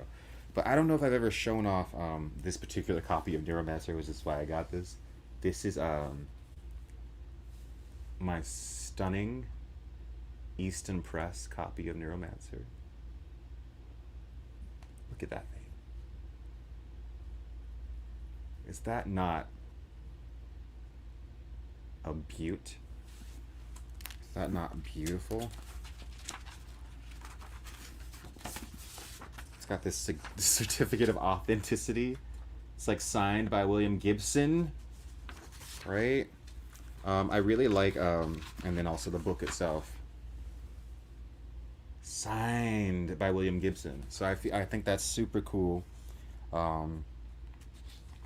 Really well bound book. I really like well bound books, copies of books. I went to Antique Trove the other day, and they had some really nice Easton Press bound book copies, and I thought, well, I'm probably never gonna read Euripides, but it's a cool book for $10. So I did grab that, and I grabbed like a copy of The Count of Monte Cristo. So that was fun. I'm probably never gonna read those, But they look so good on the shelf right there. And then also the Scarlet Letter, taking us back to high school. You guys remember this book in high school?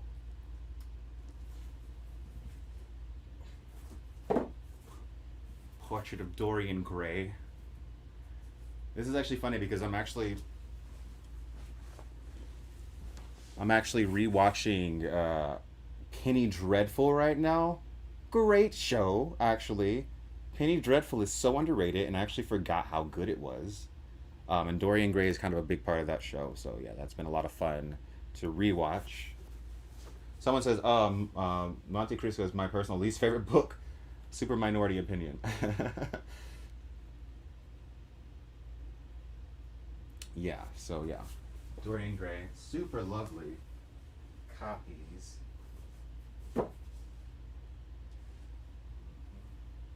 Super nice.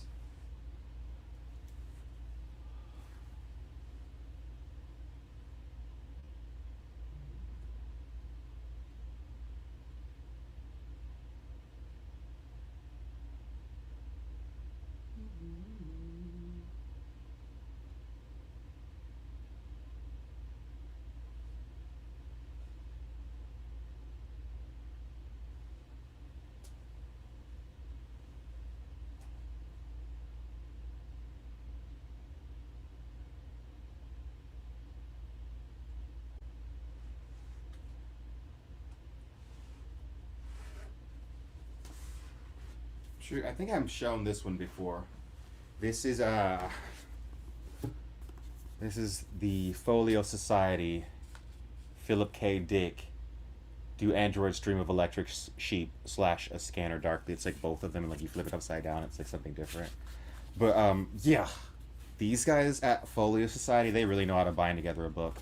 If you don't know, Do Androids Dream of Electric Sheep is the book that the Blade Runner universe is based off of. It's pretty different from the Blade Runner movies. I think the themes, it's pretty different thematically. I actually did a podcast episode on Blade Runner with James over on Cosmic Chronicles. So if you want to like watch that, we talk about Androids Dream of Electric Sheep, and we talk about Blade Runner. We kind of compare it book to movie. And I think that both the Blade Runner movies and the book are all really great for really different reasons. I think they're all great, and I think they're all different. Right? I feel like Villeneuve gets unfairly maligned by some people that really like the original Blade Runner movie, which is a great film, obviously. But I do think that Villeneuve added ideas, and I think that in a lot of ways, Blade Runner 2049 is more, I think, like the book than the original Blade Runner, which is pretty interesting. Like, for instance, I think that what's her name? The android girl in here, is it Rachel in the book too? I can't remember. I really can't. But I think that the android girl in the book is way more similar to the android girl in 2049 than the version that appears in the original movie, who's like a lot sweeter, and it seems a lot more empathetic. So I think that's a kind of a major difference. Will I be reviewing more Philip K. Dick? I don't see why not. Yes, if you're liking, please hit the like button. Please hit the like button. It really helps out the stream a lot. Is Cosmic Chronicles series done? No, Cosmic Chronicles is coming back next month. We've got episodes lined up with other YouTubers. We've got an episode lined up with Daniel Green, where we're going to talk sci-fi. I've got an episode. I'm trying to get my episode lined up with Alt Shift X, where we're going to talk about Dune 3, and we're going to talk about like what the potential of Dune 3 could be. So that Alt Shift X, that one's coming up soon. I'm going to have one with Bibliotheory. Friend of mine, YouTuber, check out his channel. That one we're going to talk about Hyperion. And I'm trying to get Comic Book Girl 19 on the podcast to talk about the Forever War. I hope she is willing to do it. I know she's got a lot going on with her documentary that she's working on, so we're trying to do that. My friend Angie Speaks. We're gonna work on a Evangelion episode together. I just started Evangelion, so we're gonna work on the Evangelion episode of Cosmic Chronicles. So it's all coming back, all lined up. We're getting people scheduled. So yeah, and it's gonna be super fun. A bunch of different YouTubers. We have to reformat a little bit. When is my next graphic novel coming out? We're aiming for October. Really, really aiming for October. If we have to push it back, I will let you guys know weeks in advance. But we're aiming for October, and we think it's gonna work. I think it's gonna work. I'm hoping it's gonna be out by October. That we're gonna be able to start printing at the very least by October. I'm hoping. So that's what we're doing. Yeah. So the podcast is definitely coming back. The Lie Behind the Stars moving along, and it's gonna be fun. It's gonna be fun. Looking for a fun October. And also, we got Dune the Sisterhood coming out in November, so that's gonna be pretty epic. Dune the Sisterhood. Quinn, thanks for the amazing book recommendations. Thank you for existing and being so nice. I really love the niceness of the people that follow me. You guys are super nice. Not everybody's nice. Yeah, that's why I tend to. I want to stay positive as possible, because I don't like saying negative things about things that people like. I know we talked about Rebel Moon a little bit and the Dark Matter book by Blake Crouch, but I try to tend to stay positive because I know a lot of people like a lot of different things for a lot of reasons. I don't want to crap on anything anybody likes. I don't like to offend people. Yeah, because some fandoms online are pretty crazy. You kind of have to steer clear, right? So I know like to steer clear of the Star Wars community because it's a little bit crazy. You guys are a little bit insane. It's okay. I love you guys. A little bit crazy though. And then the Song of Ice and Fire 2 community. It's like you guys are a little bit crazy. I love the Song of Ice and Fire, but the community is a little crazy. So it's best to steer clear. It's best to steer clear of certain communities. But I feel like we have our own little niche here on Quinn's Ideas. We have our own little niche. So like we all know each other. The podcast is called Cosmic Chronicles. Is the video lagging behind the audio? Is that happening? I wouldn't know because I can't see the stream.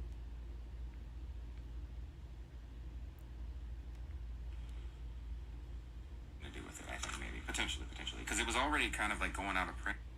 Oh, it seems like it is. I don't know when that started happening. I don't know how to fix it either.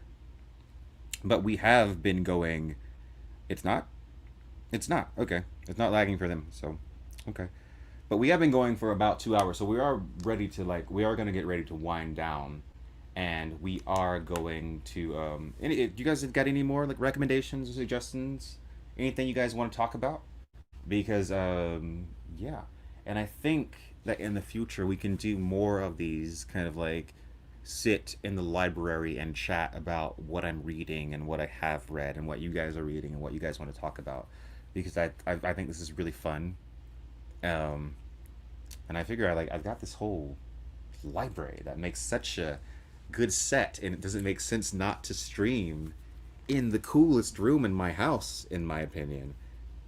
Library that makes such a... You shut up. I wasn't asking you to talk. Looks like I did get a super chat.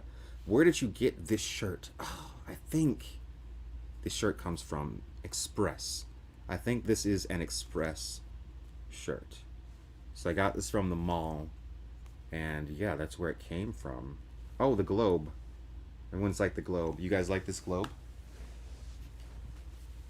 Yeah. So this globe is one of my favorite pieces in this library, right? Align it. Open that up. You got like a nice decanter in here.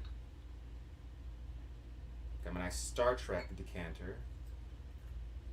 Pour a little bit of that in there.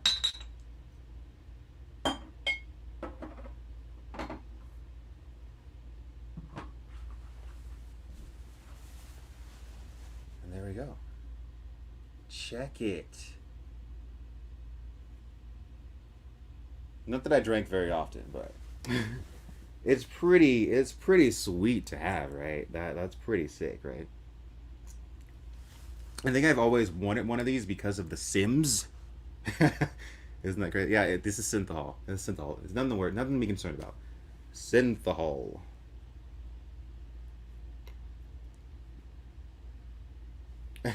I love Quinn infinitely more after seeing the globe contents. Romulan ale is blue. Oh, speaking of Romulan, this has nothing to do with the Romulans. Alien Romulus, though, and I do appreciate the Alien movies, especially like the modern ones for the references to Star Trek. I feel like Alien Covenant had like 10 references to Star Trek. Prometheus had references to Star Trek, and I can't help but see like Alien Romulus as a reference to Star Trek. I don't know because of the Romulans. Um, but yeah, we watched Alien last night, the original 1979 Alien, and it's so good. It's so good.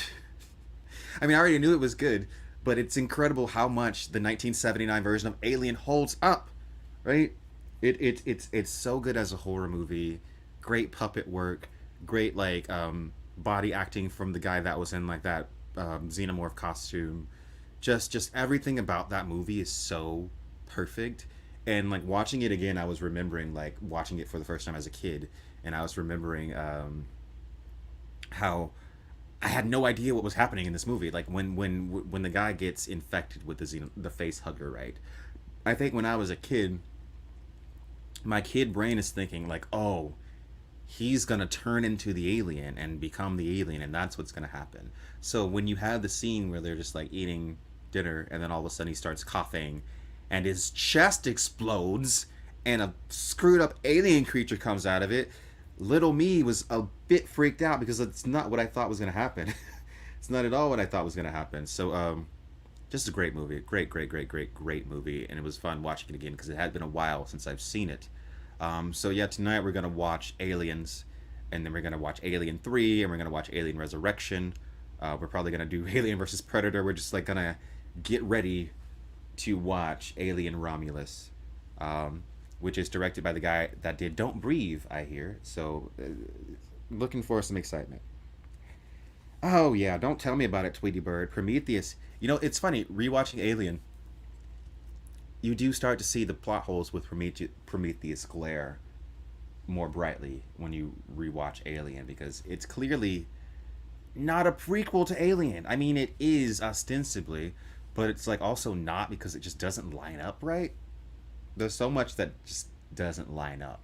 Like the whole nature of the engineer suit, right? In the original Alien movie, it's very clearly like a decaying body, right? And in Prometheus, it's a suit. So, and I do really like Prometheus as a movie, but it reminds me of when it was first coming out, and Ridley Scott kept saying, "Oh, this isn't a sequel. This isn't a prequel. This isn't a prequel to Alien. It's not a prequel." I get why he was at first saying it was a prequel, because there's a lot, there's plot holes to consider if you consider it as a prequel. So that's the thing. Oh yeah, Alien and The Thing both aged well. The Thing, I actually watched that one semi recently too. I think that was last year though. The Thing, great, still great. Definitely watch it. Like if you've never, if you're like if you've not seen some of these old movies and you've just like heard of them, definitely give The Thing a try. Definitely give Alien and Aliens a try. Absolutely. Cybers Cyber Shaman says, "Can you recommend some books, some book shelving manufacturers? Thank you so much for your analysis of various sci-fi stories. Yes, Balaji Badeo, as in Xeno, was underrated. Alien series is great. Are you watching the assembly cut of Alien 3? What do you mean the assembly cut? Is there a cut of Alien 3 that I should watch that's preferable to the theatrical version? And as far as book shelving manufacturers, these are all Sonder bookshelves. So, wait, is it Sonder or Solder? Let me look it up to be sure real quick. Oh, so these are Solder bookcases. So that's Sauder. Sauder. Solder bookcases. And they're really good. Really nice looking. Huge pain in the ass to put together, I will say that. I put them all together myself. kind of a pain. You definitely need the power drill. Definitely need the power drill. They don't tell you that you need a power drill, but you need it. Like the first couple ones that I put together, I didn't have the power drill, and I was like, my hand is on fire. Like I had carpal tunnel. Like so, yeah, power drill if you're gonna get these for sure. Let's see.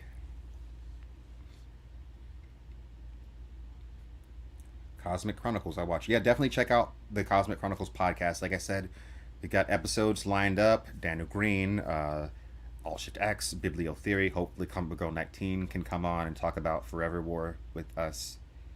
And yeah. How long did it take you to collect all these books?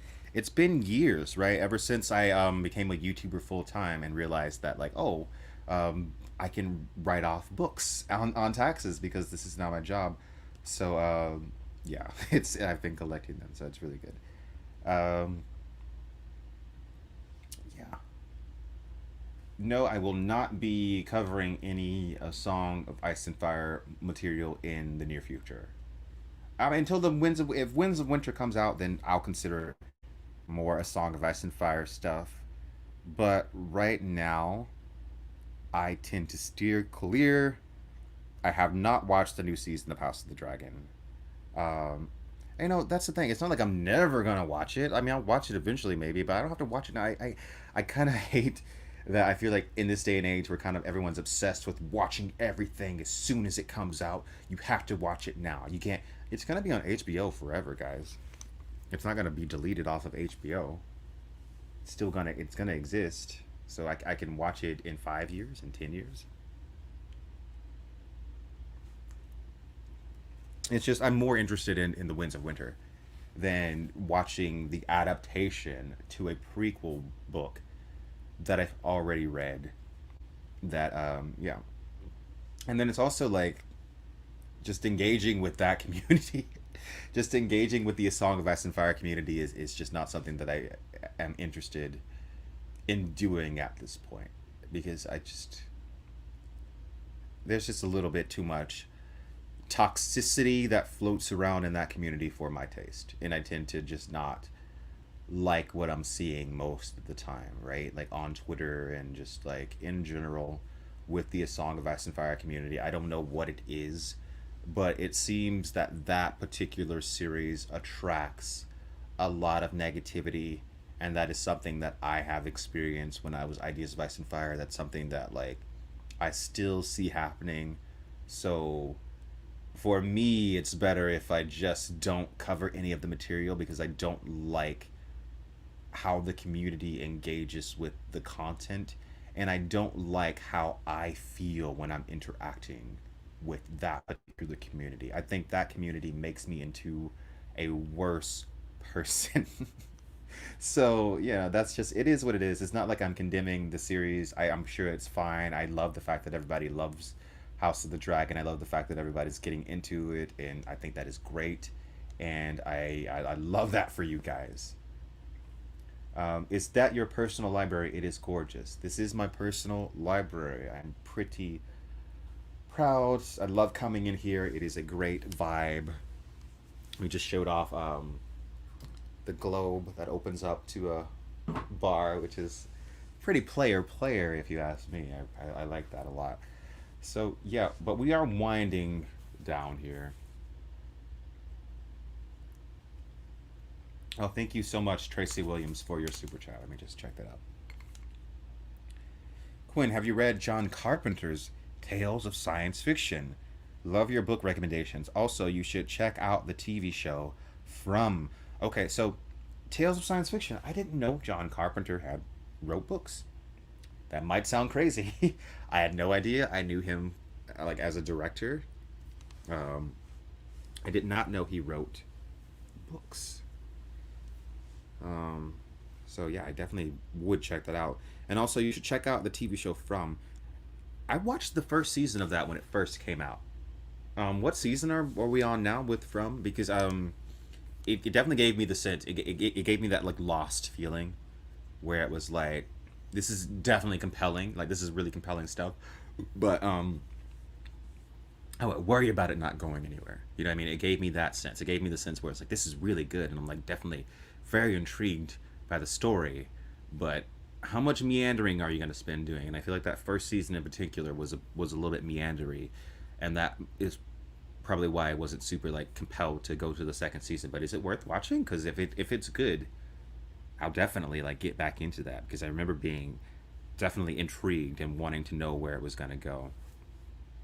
Well, I don't think season one had a very good ending, and I'm hearing that season two didn't have a great ending. Well, that was my experience with Lost. That's why I brought up Lost, because I know some of the same people are involved. Where it's like Lost has this very compelling story on the surface. It's very, very compelling. It's like, where are we? How did we get here? Why does this even exist? And then Lost, to me personally, I don't think really went anywhere. So I was definitely worried of that. Definitely check out Tony Teflon, right? Yeah, Tony Teflon is a friend of the channel. And I know he does a lot of coverage of From. So yeah, definitely check out him if you want like more of that.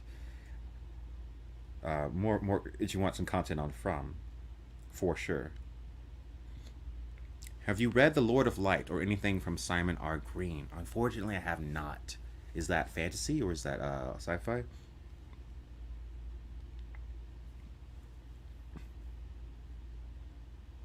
Did you cover the classics Blindside, Solaris? I have covered Blindside. Solaris, no, but Blindside, yes.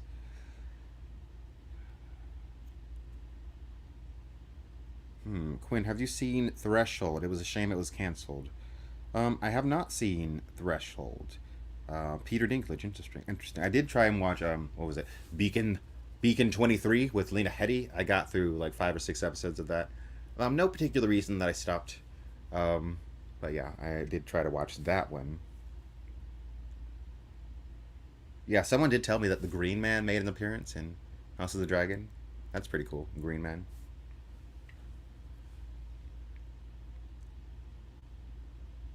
Oh my god. It's Severance really in January 25? Oh, that's so long. I thought Severance was coming out this year maybe. Yeah, Severance. That's like peak sci-fi on Apple TV. Peak. Severance is one of the best Apple TV shows. Oh, Severance is so good. Severance. Can't recommend it enough. Can't recommend Severance enough.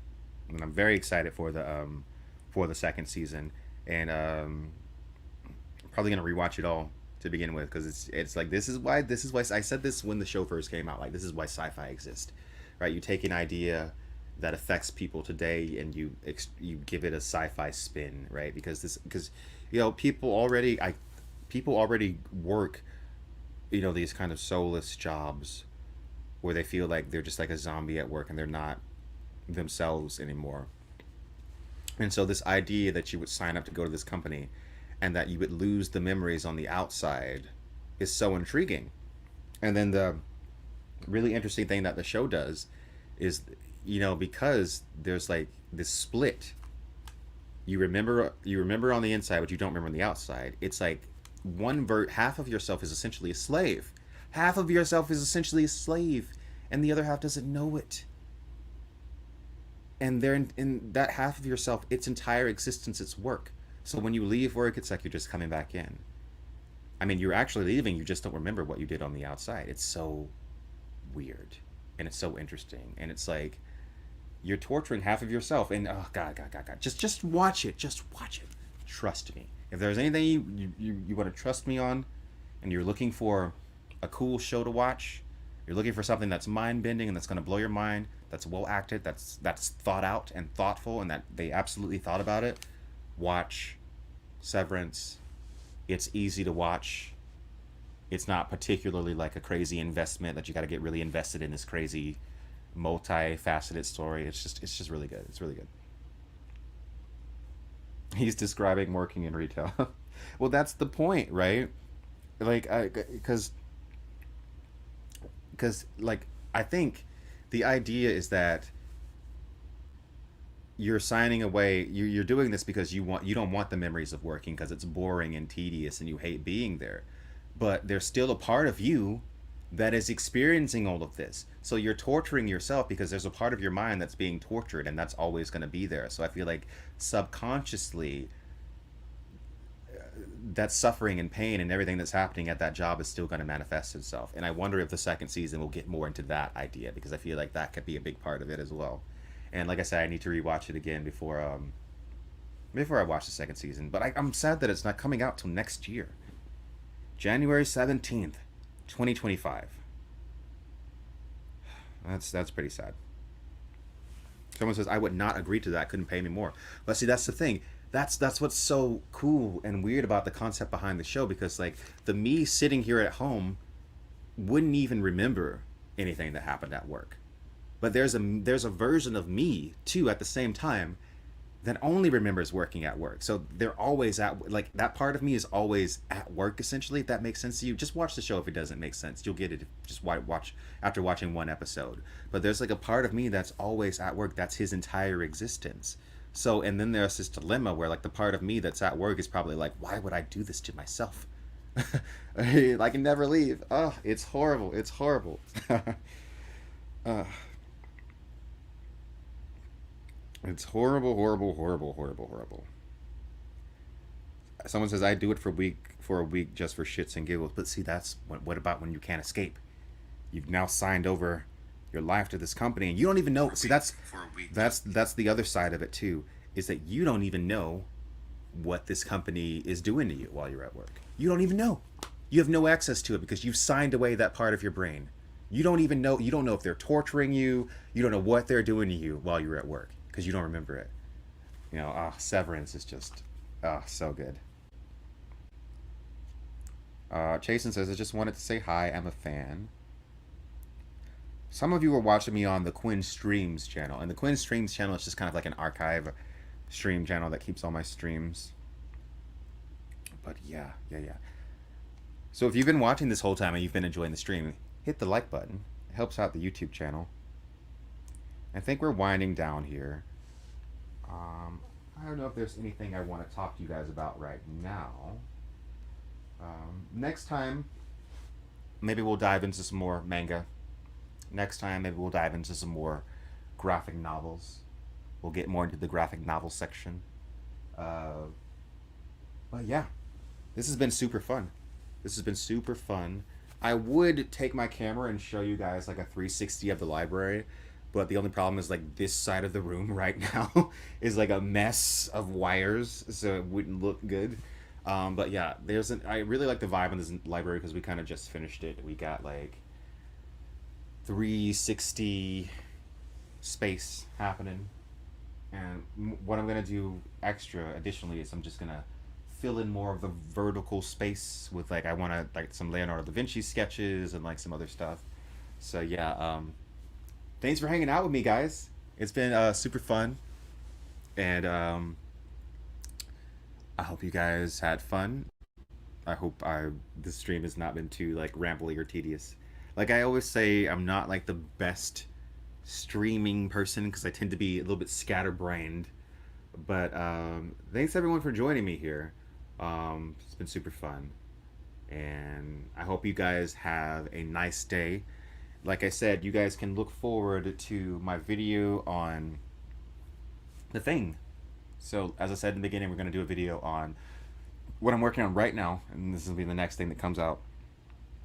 You've got it'll be talking about the chain of inspiration, the chain of influence, the thread that runs from At the Mountains of Madness, H.P. Lovecraft, to John W. Campbell's Who Goes There, to John Carpenter's The Thing, to Peter Watts's The Things. So we're going to be talking with the next video. We're talking about how the same story is told in different times and how the story is informed by the time period. So that's what we're going to be getting up to. So thanks everyone. Thanks for joining me here. We're going to get out of here now. I love you guys so much. It has been a pleasure.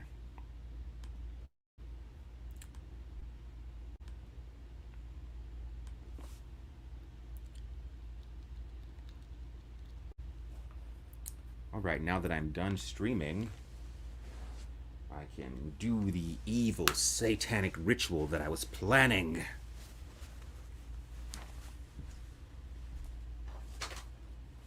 Yes, always gotta do the dark magic. Let's see. Who to curse first?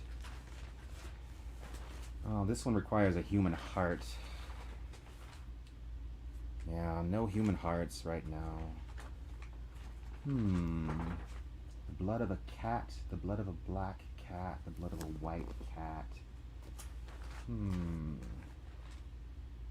Alexa, turn off the lights.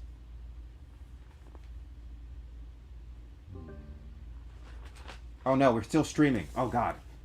No. No. They can't know about my black magic. Oh no, I've been exposed. No. Damn it. Damn it!